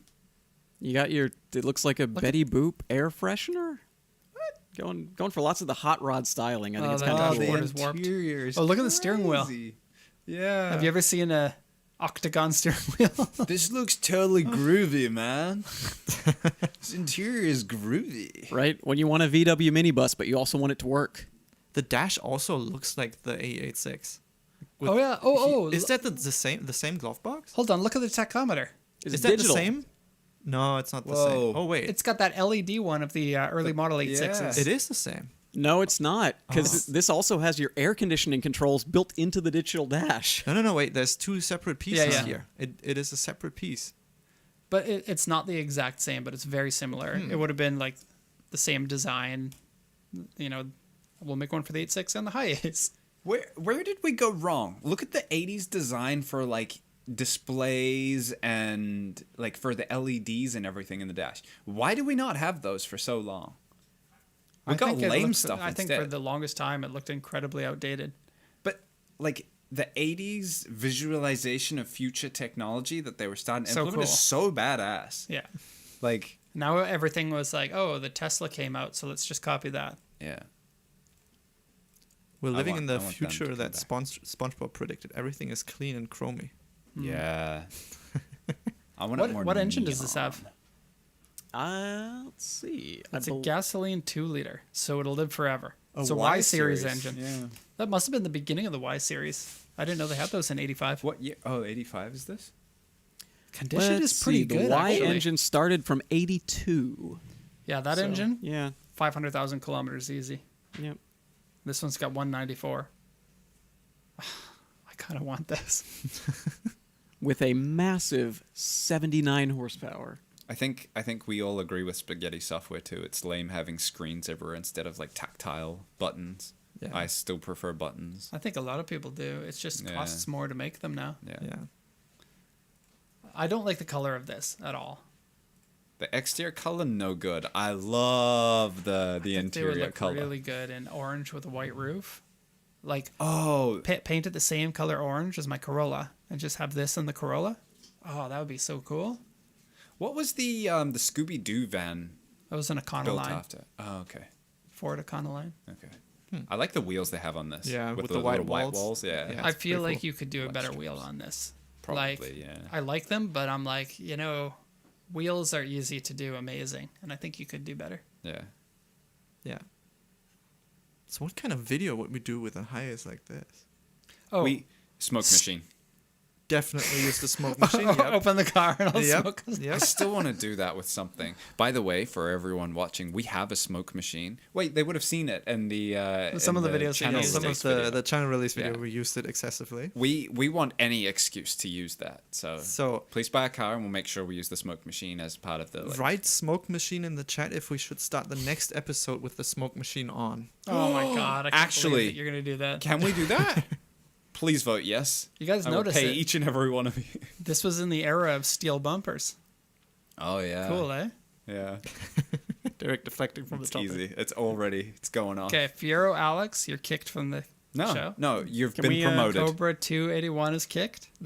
Can we move to the third pick? I'm really excited about this one. All right. Okay, let's move to the third. This pick. is the Corolla that I didn't know about. So apparently, Oh, a new Wait, one. wait. Do we want the chat to? Isn't this the Axio?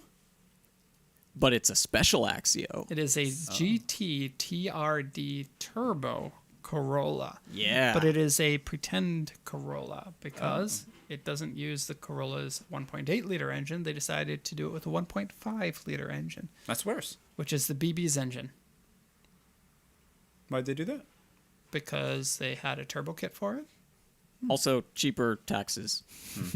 Can be a Wait. 500 plate. Oh, right. The cutoff is 1.5, isn't it? Yep. Hold on, 500 plate for the 1.8 as well. The cutoff is 2 liters for that. But do you get one that's under 1.5? But it might be white. Also, the It is- tax category for displacement, the cutoff is Correct. under 1.5. Yes, yes. Okay, so this is basically the Vitz Turbo in a bigger body. Yeah. The Vitz Turbo is all sorts of fun, but I think a lot of that Okay. fun came from it being teeny. right and funny how fast it is. Yeah. You probably wouldn't get the same thing out of a Corolla. We 'cause- absolutely were saying that when we were driving the Vitz, right? We're like, haha, we're in a Vitz. You don't expect us to be like level pegging with a Sylvia up the straight or something. which we took on the racetrack in an endurance race. Oh, that's coming up soon, by the way. Yep. You're gonna on see Drives that car Japan on the YouTube channel. Drives Japan YouTube channel. Okay. Drives Japan YouTube channel. Now, Sorry, you here's the both said thing. it, so. This generation of Corolla you can get with the 2ZZ engine, which puts out more power than this turbo version. So there's really no reason for it to exist. Yeah. I would this- rather have the turbo than a 2ZZ version, though. I would as well, but we're also weird. Yeah, Right? that's fair. I don't want this. I don't feel like this needs to exist. I think it's great that it exists. I want this really badly. 150 horsepower in this, and the 2ZZ is 180. So it's a significant difference. But Mind you, I Yes. think this engine is all sorts of fun. Also, you floor I- it everywhere, and it's incredibly fun. I am willing to Manual bet transmission. the area under the curve, Oh. this probably stomps all over the 2ZZ until you pass 7,000 RPM. like every other engine ever made. Pretty much. So wait, you're saying that this engine and transmission could potentially Go in be our BB. swapped Yes. into a BB. Yeah. Yeah, I don't see why not. So do we have a bid on this one? Or We are not taking on this as a project. As much as I would love to have a turbo BB. the Derek of 2 years ago would have snapped this up in a heartbeat. Yes, and then I learned my lesson. Remember, we were just talking about how you mature and you make better decisions, right? Ah. We are But- living proof of that. I feel like this is the answer to what you've wanted for the BB for so very long. I kind of want. So I drove the FD2, which is, by the way, what this guy drives. The K20 is so amazing that like I didn't even drive in the fun part of the K20. So to me, flooring a car all the time doesn't give you a good understanding of the attitude of the engine. It gives you 60% of it. The engine's attitude can come from different throttle at different RPMs and getting to know it. And I got to know that car a little bit, even though I didn't get into the fun part. And it's even fun up to 4,500, Yeah, it never feels like a slug, I would say. which Yeah. Honda does. They make amazing engines. Yeah, Honda has secret sauce. Come on, do the swap. We don't even have a place to do it. Okay, Yeah. I'll make a deal. I'll do the swap as long as Mike agrees to do it with me in the gravel lot, like we did with our That's race not car. happening. Not again. I've one of also the worst matured and learned my lesson. I do not agree to that. Back when we used to do that on our time off. Yeah. Derek That was used our to holiday. Derek used to be very good at saying how bad it can be, and I would be like, I can think it'd be pretty bad, but I'll go with it. And then we would get into all sorts of trouble. I agree with Grant, though. It is very cool that the car exists as a little something fun. Yeah. Do you want to just briefly go over the auction sheet, because I think a Yeah. 4cc with how it looks. So 99,000 known kilometers. bad. TRD turbo, TRD front lip. It looks as cool as you can make an Axio look, probably. Yeah, rear trunk spoiler, TRD wheels, steering wheel peeling, various scratches, dents, scuffs, paint fade, underside surface rust, dents. Not too much. Actually, it's in pretty good condition. Yeah. Do we know how much the seller wants for this? No, it's been unsold a bunch of times, up to around 700,000. So more than that. 700. Yeah, to me, this is 550. Yeah. Oh, no, it's the same one. Yeah. The Yeah. the seller thinks they have something very special. Maybe they do. I'm not You judging. got to That's convince not my other people personal- that's the case too, though. Sure. That's the point for your profits, right? Yeah. There you go. That was the picks for this week. Okay, we got lots of stuff to go over in this week of PCA, so let's jump into that. First up, for the Drives Japan, no, not Drives Japan Not channel, Drives the Japan PCA channel, channel, the we PCA have channel. updated our style for the thumbnails, and we have posted one video so far that has the new updated style. So we're going to show you the old one and the new one, and you people in the comments can let us know if we made the right decision or the wrong decision. You don't get to see Max's face, but it was all Max making this decision. He's Yep. like always thinking about ways to make the channel a little bit better. Yeah. So here's the old one. And Wait, so you that's can the old one. That is the 'cause old that one, yeah. looks familiar. And my problem with this one was that in smaller sizes, the text up here was kind of hard to read. The time for the video always overlaid the grading down here. It's a nice detail, and it takes some time to mask out the car down here. And I want to get through those videos quite quickly, and not thinking about the thumbnail too much is I never thought about that. I Yeah. thought you were just trying to improve the thumbnail, not give yourself less work. But if we can improve it and reduce the work spent on the thumbnail, it's like Yeah. double win. I'm enjoying this. I'm a little... And the We'll fly new on the the new wall. one is looks like this. Oh, no grading? No grading anymore. Oh, can I make a vote? Do I get to vote, or are you only asking people who are watching? You can vote, but if it's considered, might be a different. If you don't like it, you'll just ignore it. That's fine. Derek does that to me all the time. You can't even talk that away. No, I can't. I have no response. I think the grading, that little grading box is a great way to kind of reference the fact that these are auction vehicles. That is true. I would like to ask the chat if they ever saw that grading box on the bottom right to be something that's Like useful. like I won't click on this because it's a grade R. I'm not Ah, interested in it. yeah. Like- That's important. But I do agree the grading box would always have the timestamp on top of it, so it would always interfere with that. But unfortunately, with the way that we do the thumbnails, there is no other space to put the grading box. What about other side? Well, it depends That on the side. car. Like these are both short cars, but a long car will absolutely Okay. take up that space. Yeah. Top left corner, because that's the windshield rake for pretty much every car. But then you're taking into some of the real estate with your title. Also, right? we run into problems with the titles because sometimes we think of a great title and then it turns out that it can't fit. Yeah. So we want to maximize the amount of space that we have up there. How about right in the center? Right on top of the Of car. the car. Car doesn't matter. Certified. I do we got not. mixed replies in the chat. Some say old. Someone said I trust Max. It looks great. Thank you. I like the old one. And also side by side, or else it's a silly test. Yes, that would have been the better preparation. I know. Wait a second. We could go into the YouTube channel and do that right away with the current. And then you can see them smaller too. Yeah. So here is a side by side test with how it looks like. Yeah, I know what you mean with the grading getting covered, but I feel like keep the grading, move it somewhere else. It's, I think it, in my opinion, my humble opinion, it was the coolest addition that you made to the thumbnails. I thought it was the pretty grading cool thing. too, and it is a shame that it isn't easily addable. Yeah. Like, to me, there's no... I don't know about the lines. Maybe Yeah, the lines I'm the most. I'd get rid of those Yeah. lines. They I think didn't add to anything, so They're cool. They're stylized, but yeah, they don't add to anything. yeah.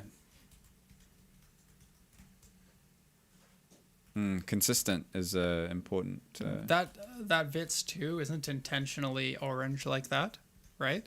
It's just because the lighting that day was Yeah, very I'm low not- on the horizon yeah. and everything was golden. Someone said, I watch almost all of the review videos regardless of the thumbnail, so I'm clearly not a good judge of this. What would you like to see? Your opinion is welcome.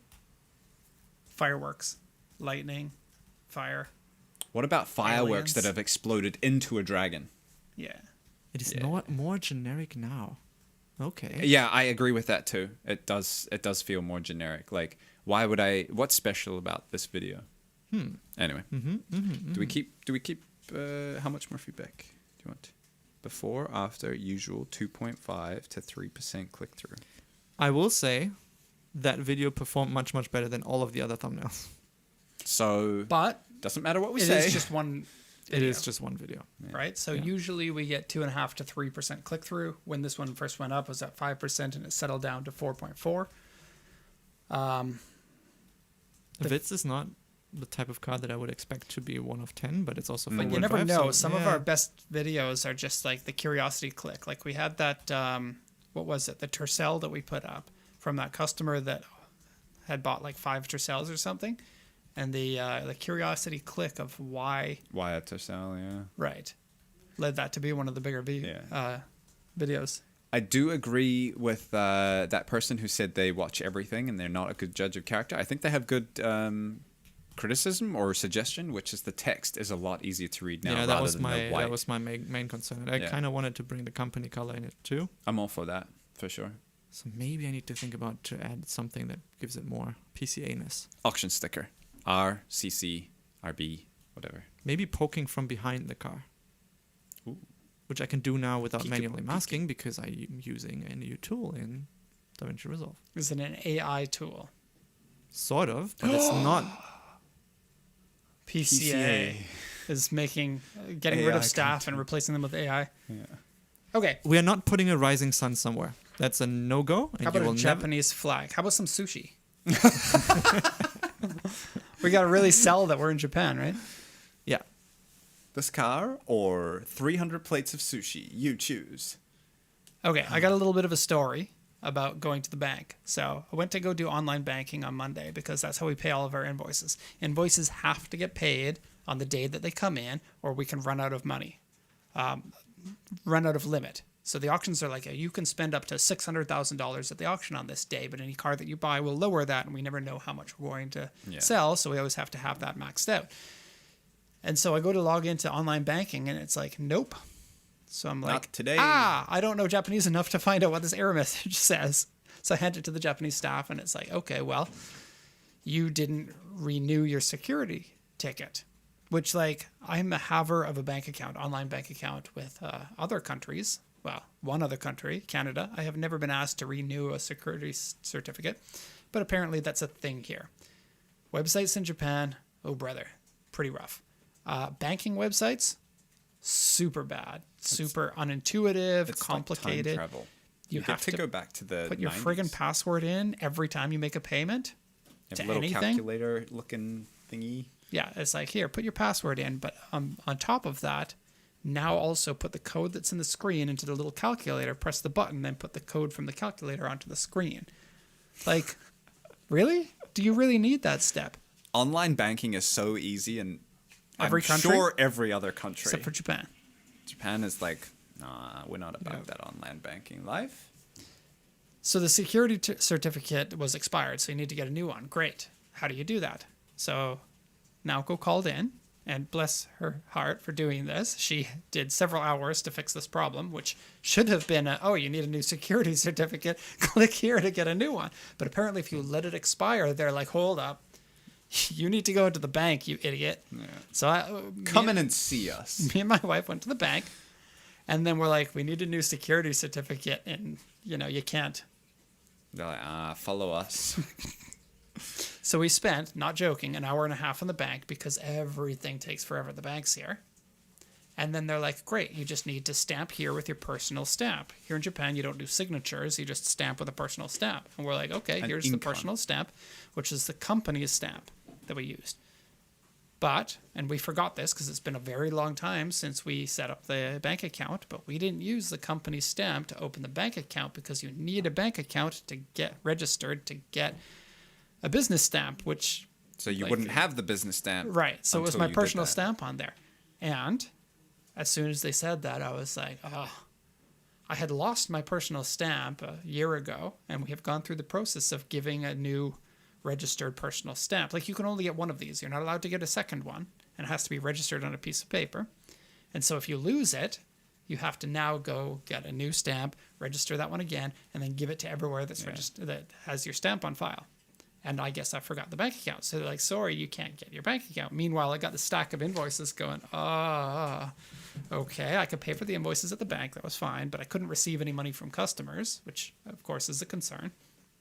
Went back the next day with all the paperwork that we needed to register our new stamp for there. And it took them, I'm not joking, 3 hours at the bank sitting there for them Do they give you water? to give us a new certificate, a new security certificate, which I should have been able to download this entire time. You can download it up until the certain date, but if that date expires, then it's like, nah, come into the bank. I'm too traumatized by Japanese bank to find this funny, unfortunately. I don't find it very funny either. but was I at mean, the some bank people for are like, 5 haha. hours of the last 2 days. Yeah, that's like a haha, that's bad, right? But I'm like, no, it really sucks. I've had my bank account switched off and been locked out from because they For could 2 not. weeks, because your license expired, right? They couldn't confirm my identity. So I went in to confirm my identity and they're like, you need to use the app. And I was like, I've tried the app, it doesn't work. That's why I'm here. And they're like, try again. And I'm like, I tried I'm again. about to close my bank account. Like, I hate this. This is really annoying. Yeah. Banks in Japan. Rough. Sorry. Okay, I got the complaint out. I feel better now, so we can talk about electric vehicles. Okay, so we were talking in the office, and this just became a topic because we were discussing it. Most of the people in the office would not want to buy an electric car because we just don't seem to like them very much. I think that's the like general fun cars. expression Sorry. here.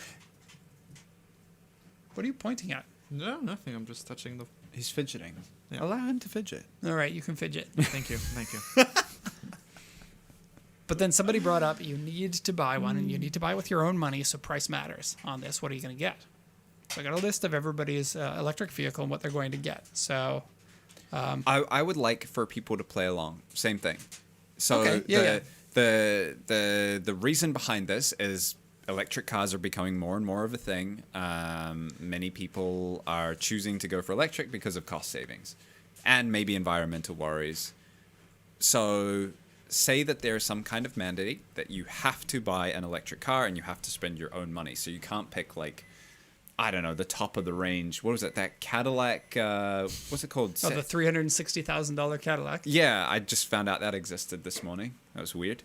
So you got to pay your own money for it, and then obviously you're allowed to have other cars as well, but you must have at least one electric car. So what are you buying? What is your choice? Does hybrid count?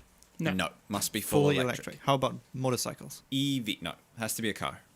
Say this is a Motorcycle. government mandate Motorcycle. that they're like every family must own at least one EV. I don't know. It's a thought experiment. So right? which one would you buy personally with your own money if you had to? Correct. That is the question that we asked ourselves. Also, it has to be one that's currently on sale. Used is also okay. You do not have to buy brand new. That's because yours is used. That's right. I love your answer for this too. I think it's so funny. Okay, so while we're doing this, post what you would put into the chat. And some reasons why.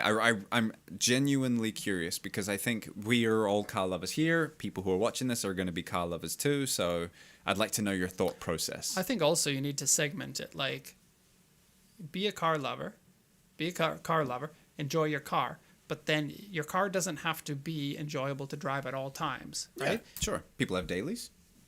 Right. People have minivans, like me. Yeah. My Type minivan R happens to be minivans. fun to drive. Yeah. So the one I picked, the Honda Super One. This was cheating a little bit because it's not on sale until next year. I thought it was just a concept car, but they are Oh. going to make it. Good choice, actually. Yeah. Yeah, those are super cool. And absolutely, as a Honda City 2 Turbo owner, You have the whole fleet. absolutely have to have something that's inspired by one. The young buck and the grandpa, you can have them parked next to each other. I would consider getting this for my daughter as her first car. Badass. That'd be a sick first car. Holy. Right? Wow. Of course, it is the Super One, so they take the Honda One and then gave it over fenders and a Yeah. better motor or something like that. But still a pretty smart looking car, and I just love those box fenders. I'm a sucker for box fenders. Yeah. Because that one's not on sale now, I would pick the ID Buzz from Volkswagen. Oh. You got a picture of that, Max? I think it's the next one. Goodbye, Elysian. Hello, ID Buzz. Right, because I need the minivan. Yep. And, you know, as much as, like, I love my minivan and I think it's great to drive, I don't care too much about driving dynamics.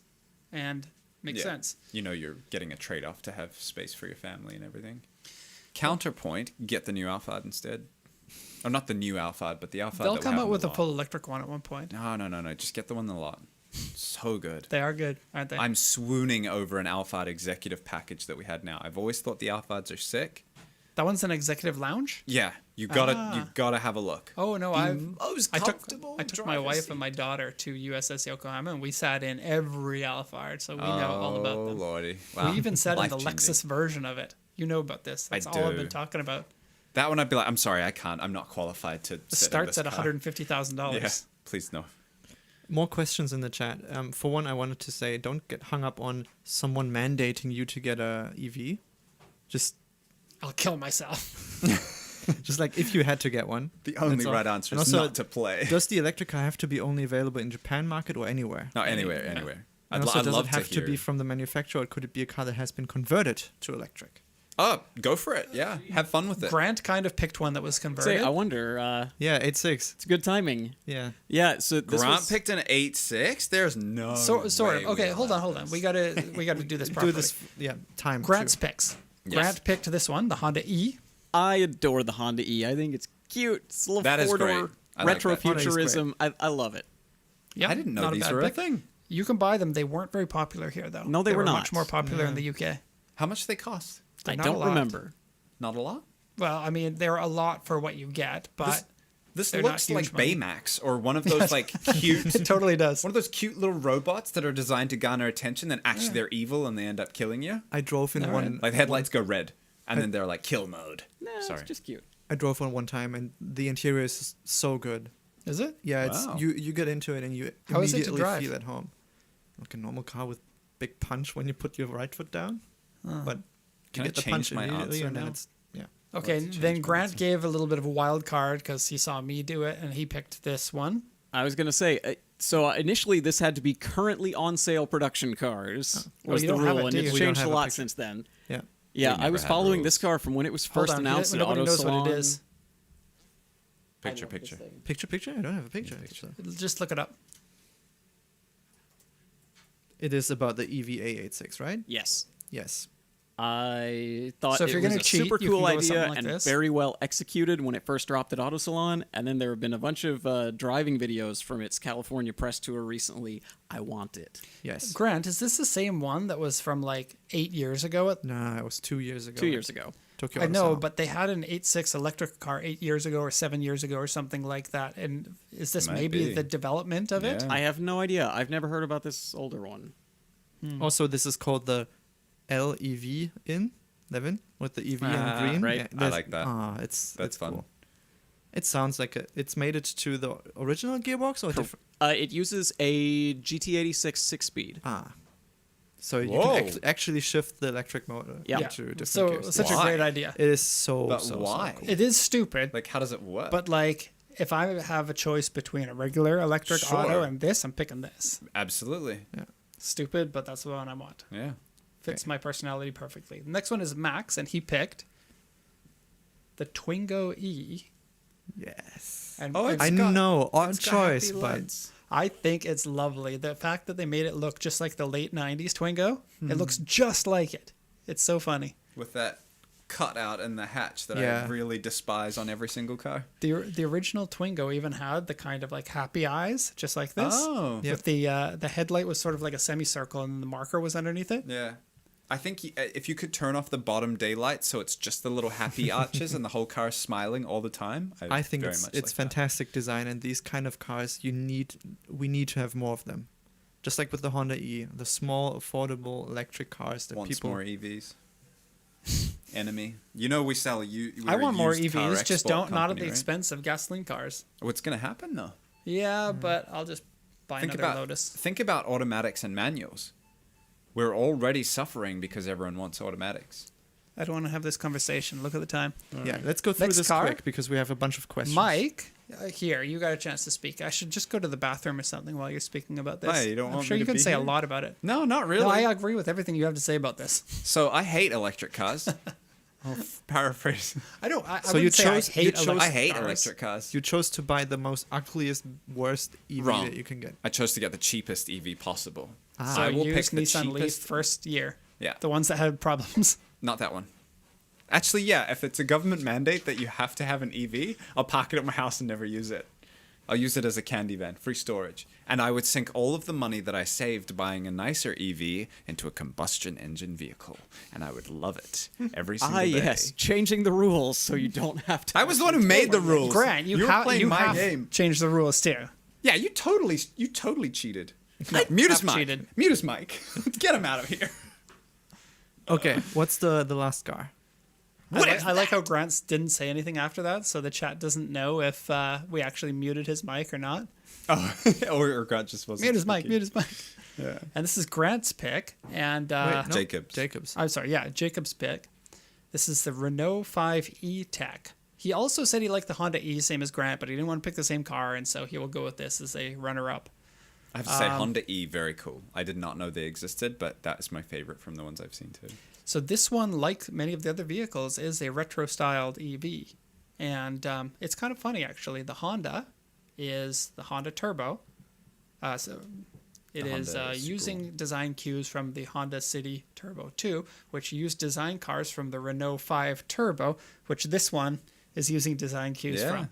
And I would say that Honda does a much better job. Yep. I was going to say, This is weird looking. I a get it. It's crossover, small right? and it's neat and it's very much of this era. And Mm. it's got those weird Renault like bracket looking fog lights that are on some of their other cars too.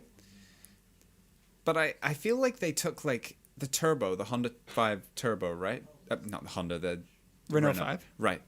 That was like a sporty car. This is a crossover. Like, look how tall it is. If you've been in a Renault 5 Turbo, it's kind of like a crossover. So the Renault Okay. 5 was just their mini hatchback like a Volkswagen Golf. And then they're like, let's put the engine into the rear, give it a turbocharger, and put like huge fenders onto it. But you sit up like this in the car. It's quite awkward. Well, that's not very nice. But I feel like what they were doing here is they're like, look, we know you want these like SUV style vehicles. We have a much bigger market for that. So we'll use the retro styling of a very cool car that we had and we'll give it mass appeal. And I really dislike when I- they I don't get kind it. of hold on to the essence of something they're drawing inspiration from. Mitsubishi Eclipse. Yeah. Okay. Do we want to The- skip ahead to the Q&A? No, I want to do the sneak peek for the theme song. Okay. Let's eat that. Time. Yes, the iMIV is also a good choice. I just don't know if I fit in them. And Mitsubishi is a bit too much of a risk. for We've me. all had Kamu Kamu lemons before. If you come to Japan, do not miss this if you like sour candies. These are the best. Thank you, please. I'll give you some without touching by putting No, you it can on. give me after. It's okay. I know. You got it? I wanted to know how that was going to work. Put it on here. It's simple. You don't know how to do Then this? you slide it over. I thought you were going to... Oh, yes. This is what I was hoping for.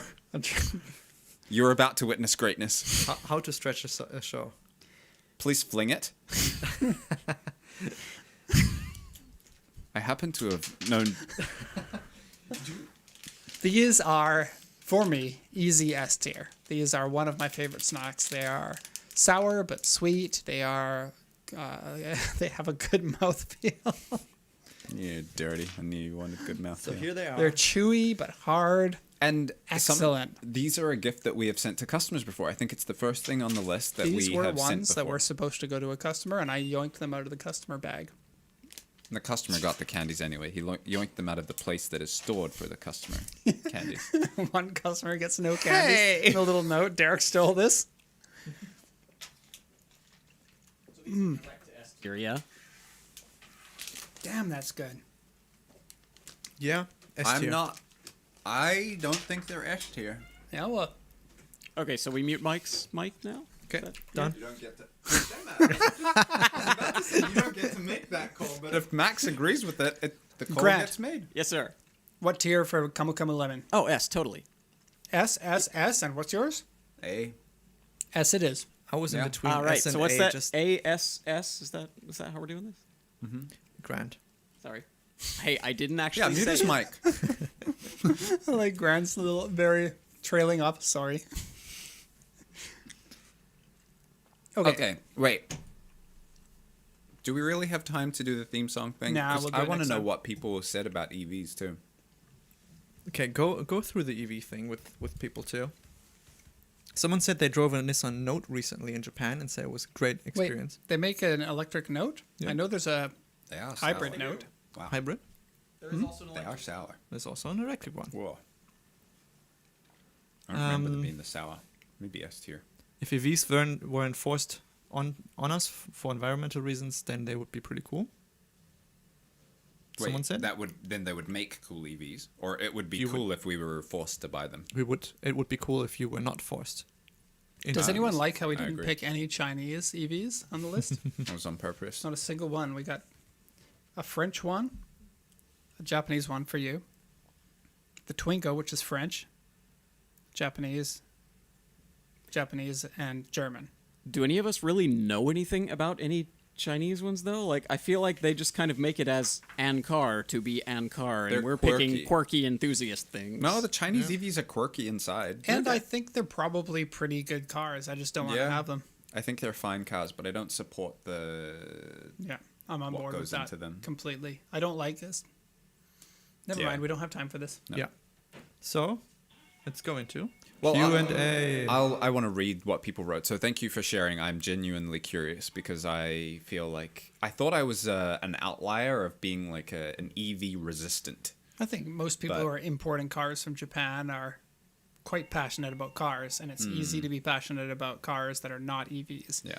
To me, EVs are all the bloody same car, just with a different package on it. Yeah. It's like a phone, right? They're technological. They're devices rather than Right. Cars. People say cars are like appliances. That stands the test way more for electric vehicles than it does for Yeah. internal combustion. Yeah. I drive for emotion, and yeah. I don't even like how most gasoline cars are such Yeah. high-performing cars. Yeah. I want more cars like the new 86, Yeah. Mid to low performing cars that are extremely fun to drive. Miata 86. I need a new Silvia. Mm-hmm. My neighbor works. I just found out. No. My neighbor works at Nissan, and I'm trying to convince him to make a new Silvia. Yeah. Q&A. We're on a ground level. We have 2 questions from last week. Hit me. One of the questions was, New Zealand just announced cancelling or reducing the emissions tax for imports. Yes, they did. Do you know more about it? Please cover it briefly on No, the we show. don't. Nobody knows anything yet. Yeah, it I hasn't believe- been released. The official announcement is due either later this week or more likely next week, and I believe anything coming into effect won't start until January. I don't know if there are plans to do it immediately. They seem to be rushing it, so They seem to Not rush all really their sure. decisions, honestly. yeah, it's New Zealand. What do you expect? I'm from there. I'm allowed to say that. I'm allowed to say it too, because I know someone from New Zealand. You've got to pass. Next question is from Richard. He sent in an email Ooh. to show at Pacific This Coast is our Stadium friend at Gone. Richard who sent in the video Yes. last week. Has anyone, a customer, asked for a refund or sought damages if they bought a car in rough shape, ship it out, and once they've seen it in person, they somehow claim it's worse than what the auction described? And what would you, Derek, do in such a situation if such a situation comes up? There are some people who have done that. Yeah, that happens every now and then. So before that happens, we go into great detail what the liabilities are when you do this. You are not buying a car from us, you're buying a car from auction that we are the broker for. If you agree to the terms that we're not responsible for any damages on the cars that we have no way to predict, if you understand that, you can use our services. And you agree to that with your signature on a piece of paper. And so if it happens, and it does happen sometimes, it really sucks, and we don't want to have customers upset about that. So if you're not completely on board with what this system provides for you, then you can't buy from us. And we have turned down customers who haven't been knowledgeable enough about English in order to make that decision on the terms of service, because it is a lengthy document, I think a little more than 3 pages. And yeah, we turned down someone repeatedly who just could not Yeah. understand the terms of service, because we don't want someone to get into something that they don't know what they're agreeing to. Yeah. Yeah. It does expressly state in the terms of service as well that there are no warranties offered, because we cannot warranty a vehicle that we are not selling, right? We are helping you buy a vehicle from the auction. We cannot, in the very essence of that, offer a warranty. So, And nobody can. Like, if you did offer a warranty, then your cost for services would have to go up in order to compensate for that. yeah. But then nobody will buy, literally nobody will buy from you anymore, Yeah. because your services would be twice as expensive. You don't get warranties with wholesale purchases. Like, you're buying business to business, you're accepting the risk for these cars. The auctions barely offer any warranties. They write themselves out of more responsibility than we would even expect. We had a car that got damaged at auction, and we were forced to pay for it. It was damaged before we even purchased it. We bought a 4x4 Toyota Tundra that turned out to be the two-wheel drive, and the auction was like, my hands are clean. Yeah. Nope. Not us. And we're like, That really? was probably one of the most obscure things. We here's the thing. We could have brought them to court and we could have won. I bet you. But how do you fight against the auction and then the auction going, yes, you can keep your membership, or I'll Right. just take that from you. Yeah, be like, you want to bring us to court? No more membership. Well, they're probably written into their terms of service. We'll revoke it at any time for any reason. Yeah. Just like Nintendo. Yeah. So, Okay. this is not, if you're looking for a warranty, generally speaking, you're more like an end user, and then you need to be buying retail. That's and pretty what much. you get for this is several $1,000s of savings. So make the Yeah. decision. You're taking on extra risk. You're saving $5,000. Yeah. Or no risk, pay the $5,000, get your peace of mind, get your warranty. And that's not a dig at anyone. That is just genuinely how it goes. Yeah. Our So- docket is complete. We got questions in the chat. Yeah. Yes, this was a question where we briefly touched on, but you said you wanted to expand on that in the Q&A. It was from Kagen. Is there a reason why PCA won't establish an office and sell directly to customers in US or Canada? In brackets, having inventory cars that are ready to buy and already registered. We do sell directly to customers in the USA and Canada.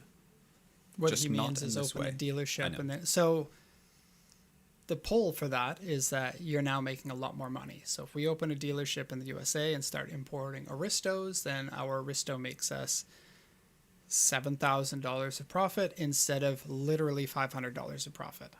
Now the downside is we're using our own money for that, so money invested has a cost, and so it's not a apples to oranges conversation there.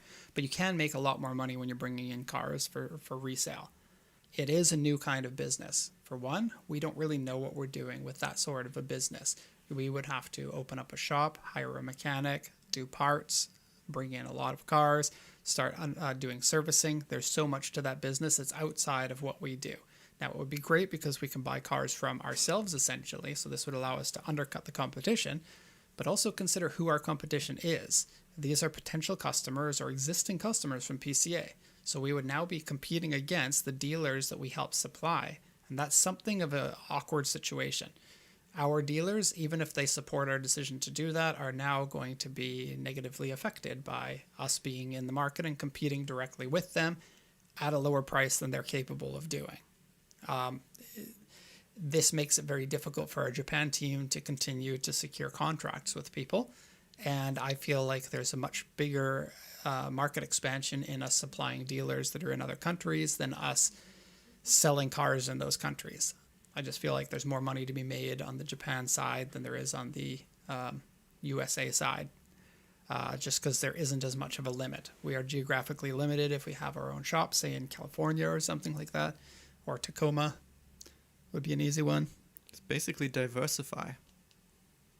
in Like you a can sell location to sense. 90% of your sales would go to in-state, or maybe 70% or some high amount like that. But then all of the other states that you're not in, which it's not reasonable to assume that you're going to go in a whole bunch of other states, they're not going to be buying from you. They're going to be buying from other people who are now pissed off because you're now competing with them in the country.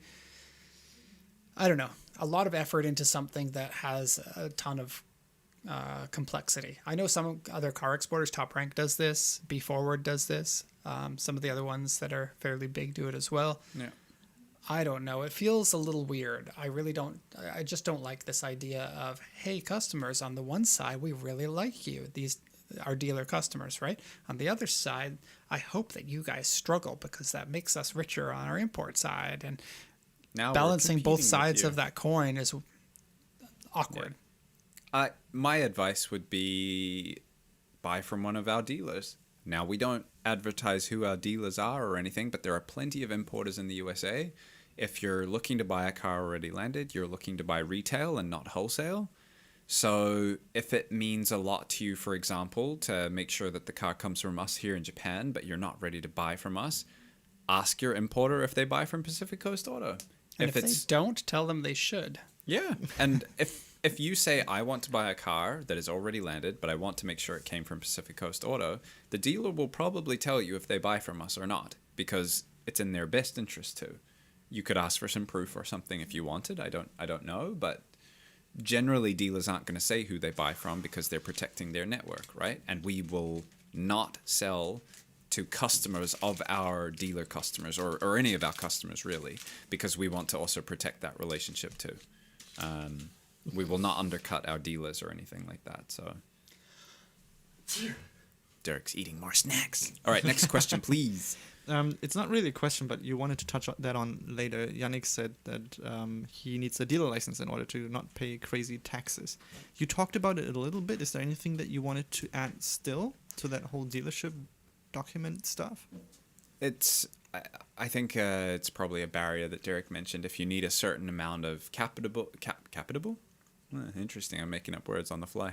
If you need a certain amount of capital to qualify for a dealer's license, then that's going to be a limit for your area. You're either going to need to get creative in how you set up your business, and I'm not saying creative in an illegal sense, do everything legally, but those are things for you to work around for your local area. If you're buying more than 5 cars or selling more than 5 cars a year, which is usually the start point for being a dealer. It's different everywhere. Yeah. Okay. Each place has their own regulations.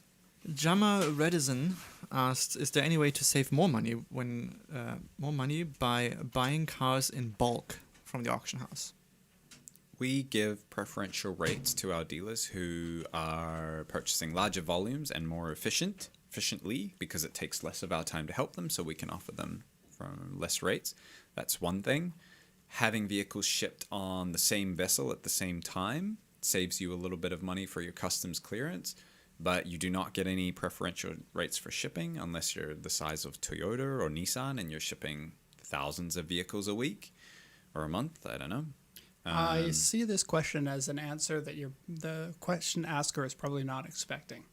So when you're trying to start a business, then you pay a certain amount for something and you sell that thing for a certain amount, right? And you just assume the less that I pay for the car, the more efficiencies I have in the cost, the more money I'll be able to make, because naturally I can sell the car for the same amount when it lands. Volume discounts. I can make a lot more money if I get some volume discounts. This is not how you should be looking at it. What you are doing is providing the customers a value, which turns into money. If you get value on a discount, say you do get a discount, right? That value might be something like 10 points of value, just to give it a number, right? You will be getting hundreds, if not thousands of points of value in other things that you need to be focusing your time on. So if you're striving so much to try to whittle that price down to the very lowest amount, this could interfere with your values that you're going to have in other things. Having an exporter you can trust that's not going to do you wrong. We had one of our big dealers buy from somebody else and just steal their bloody money. 40 grand. Yeah. They stole from them. Because they had money problems. Right. They bought the car, exporter in but they Japan. weren't allowed to export it because the exporter wouldn't allow the export of any more cars until the past fees were paid. Yeah. And they were robbing Paul to pay, whatever that expression goes. A lot of people think that the number one thing, cut your costs, I can get successful, and that's just not how it works. You have other efficiencies that are worth way more than whatever costs that you can cut. I will be honest and say that our prices are not the lowest out of everybody. There's good reason for that. As the price gets lower, we as a company have to cut costs on our side, which turns into service problems for you as we go. You'll find that the cheaper ones also tend to do things like hire the people who can't communicate very well in your language, or are not used to helping the customer as much, or are going to get pissy if you ask for too much. Like, obviously, there are balance for all of these things, but generally speaking, we could do these things too if we wanted. Sure. But we want to create value for our customers and stay a strong company. And cutting corners is not the best way to do that. We're in a race to the top, not a race to the bottom. Races to the bottom never really that fun. McDonald's, you want to cut your costs on everything? All right, we got synthetic meats in your hamburgers. I will pay double for a real hamburger. Thank you very much. Okay. OG Halo 5-1. Oh, my dude. That's your dude? I grew up playing Halo. I Oh. love that game. Okay. Super special. Time. This is the something. longest Okay, episode so fine. far. That was Derek's fault. This was in regards to how the paperwork and import process is going when you do this yourself instead of an importer. Also, more of a remark that you wanted to touch on a little bit later on, and not really a question. So I'm not sure exactly what they mean. I think what they mean is like Brian at BPro is an importer, right? So you can buy the cars through him. But if you buy the cars through us, you can still contact Brian and be like, I need help with the import process. Sure. So you can pay Brian. Brian will help import it Sure. and register it and stuff for you. So what you're doing there is you're paying an extra fee to Brian to do things that you could do Yeah. yourself, but it's a little complicated. So you have to decide if that's what you want to do. Now, if you're trying to make money on this, you want to make sure that you're doing these things yourself, because there's not enough of a benefit to doing it, paying somebody else to do that thing in particular. With the business, you're always looking at the amount that you spend on contractors and balancing that against what's valuable for you to do in-house, and certain things you want to pay a professional for. But I think importing in most countries, it's easier to just learn how to do it yourself. Yeah. You'll have a pretty decent cost savings. It's one of those things that's marked up a decent amount for how challenging it is. Yeah. yeah. Different there to customs clearance. Customs brokers, yes, that's It's- someone you want to pay. Yeah, it's worthwhile hiring a customs broker, especially in the USA. They are experts. That's what they do. And honestly, the cost is not that high. You can do it yourself in many countries. We have had dealers who have tried to do it themselves, and then most of them, especially the larger dealers, they will go right back to a customs broker and say, I don't need this hassle. Your costs are reasonable. I am more than happy for you to do this for me. And then when something goes sideways, that you have a professional on Yeah. your side. Yeah. Tariffs, duties, taxes, these are things that most people don't think about in their day-to-day life. Pay a professional who knows what they're talking about and knows how to help you. Or accidentally submitting it wrong and getting a higher tax rate than you're supposed to and Yeah. having no idea that Yeah. you did something wrong. So a year goes by and you've spent Yeah. $12,000 per month more. Yeah. We have fantastic recommendations for brokers in Canada and the USA. They will help you often save money even when you're paying their fee. Good advice. Card Jen was then asking again, how trustworthy is it when the cars are posted as having no repair history? For the most part, it's pretty true. It's not 100% though. Mm-hmm. Like, every once in a while, there will be a car that has been in an accident and has been repaired and the auction didn't flag it. Yeah. It happens. There's usually telltale signs. Like if you see replaced door and rear quarter, you're like, that was probably an accident. Maybe not enough to damage the frame, and that is a common point of misunderstanding. If the vehicle's not an R grade, that means it's never been an accident. That's not true. It could be in a very small accident that hasn't damaged the frame. I think also with, except for drift cars, most accidents in Japan that are of any significance are going to write off the vehicle before they will in other countries. Yeah. And so as such, most of what's R grade or close to R grade will be a very minor accident. We're talking 2 kilometers an hour. Yep. Yep. And that's about it. That's about it. Yeah, we are very over longest time. video ever. Yes. But I think we covered everything. I'm going to go through and read the EV things. I'm going to eat more of these. S tier. I'm going to clean up the table from all the gear that I've put on before the show. Max does So drugs. now you know. Gear is shorthand for drugs. Ah. Keep buying from PCA, and then we can get our own podcast studio that you don't have to clean up all of the stuff. I thought you were going to say pay for Max's gear. This is our lunch table, too. Yeah. And So I need to everyone clean it up needs to go. before everyone goes on lunch after that. Well, everyone's kind of already gone for lunch. It's 1:25 now. Jeez, I thought that said 12:21. Oh no, it is 13. Yeah, well. Yeah. Yeah, whoops. My laser Me eyes are pointing failing. at the clock that's right behind me I know. does Derek have some didn't e- purpose. Derek did it today too. I couldn't believe it. He hates the clock pointing, and now you're the one pointing at me.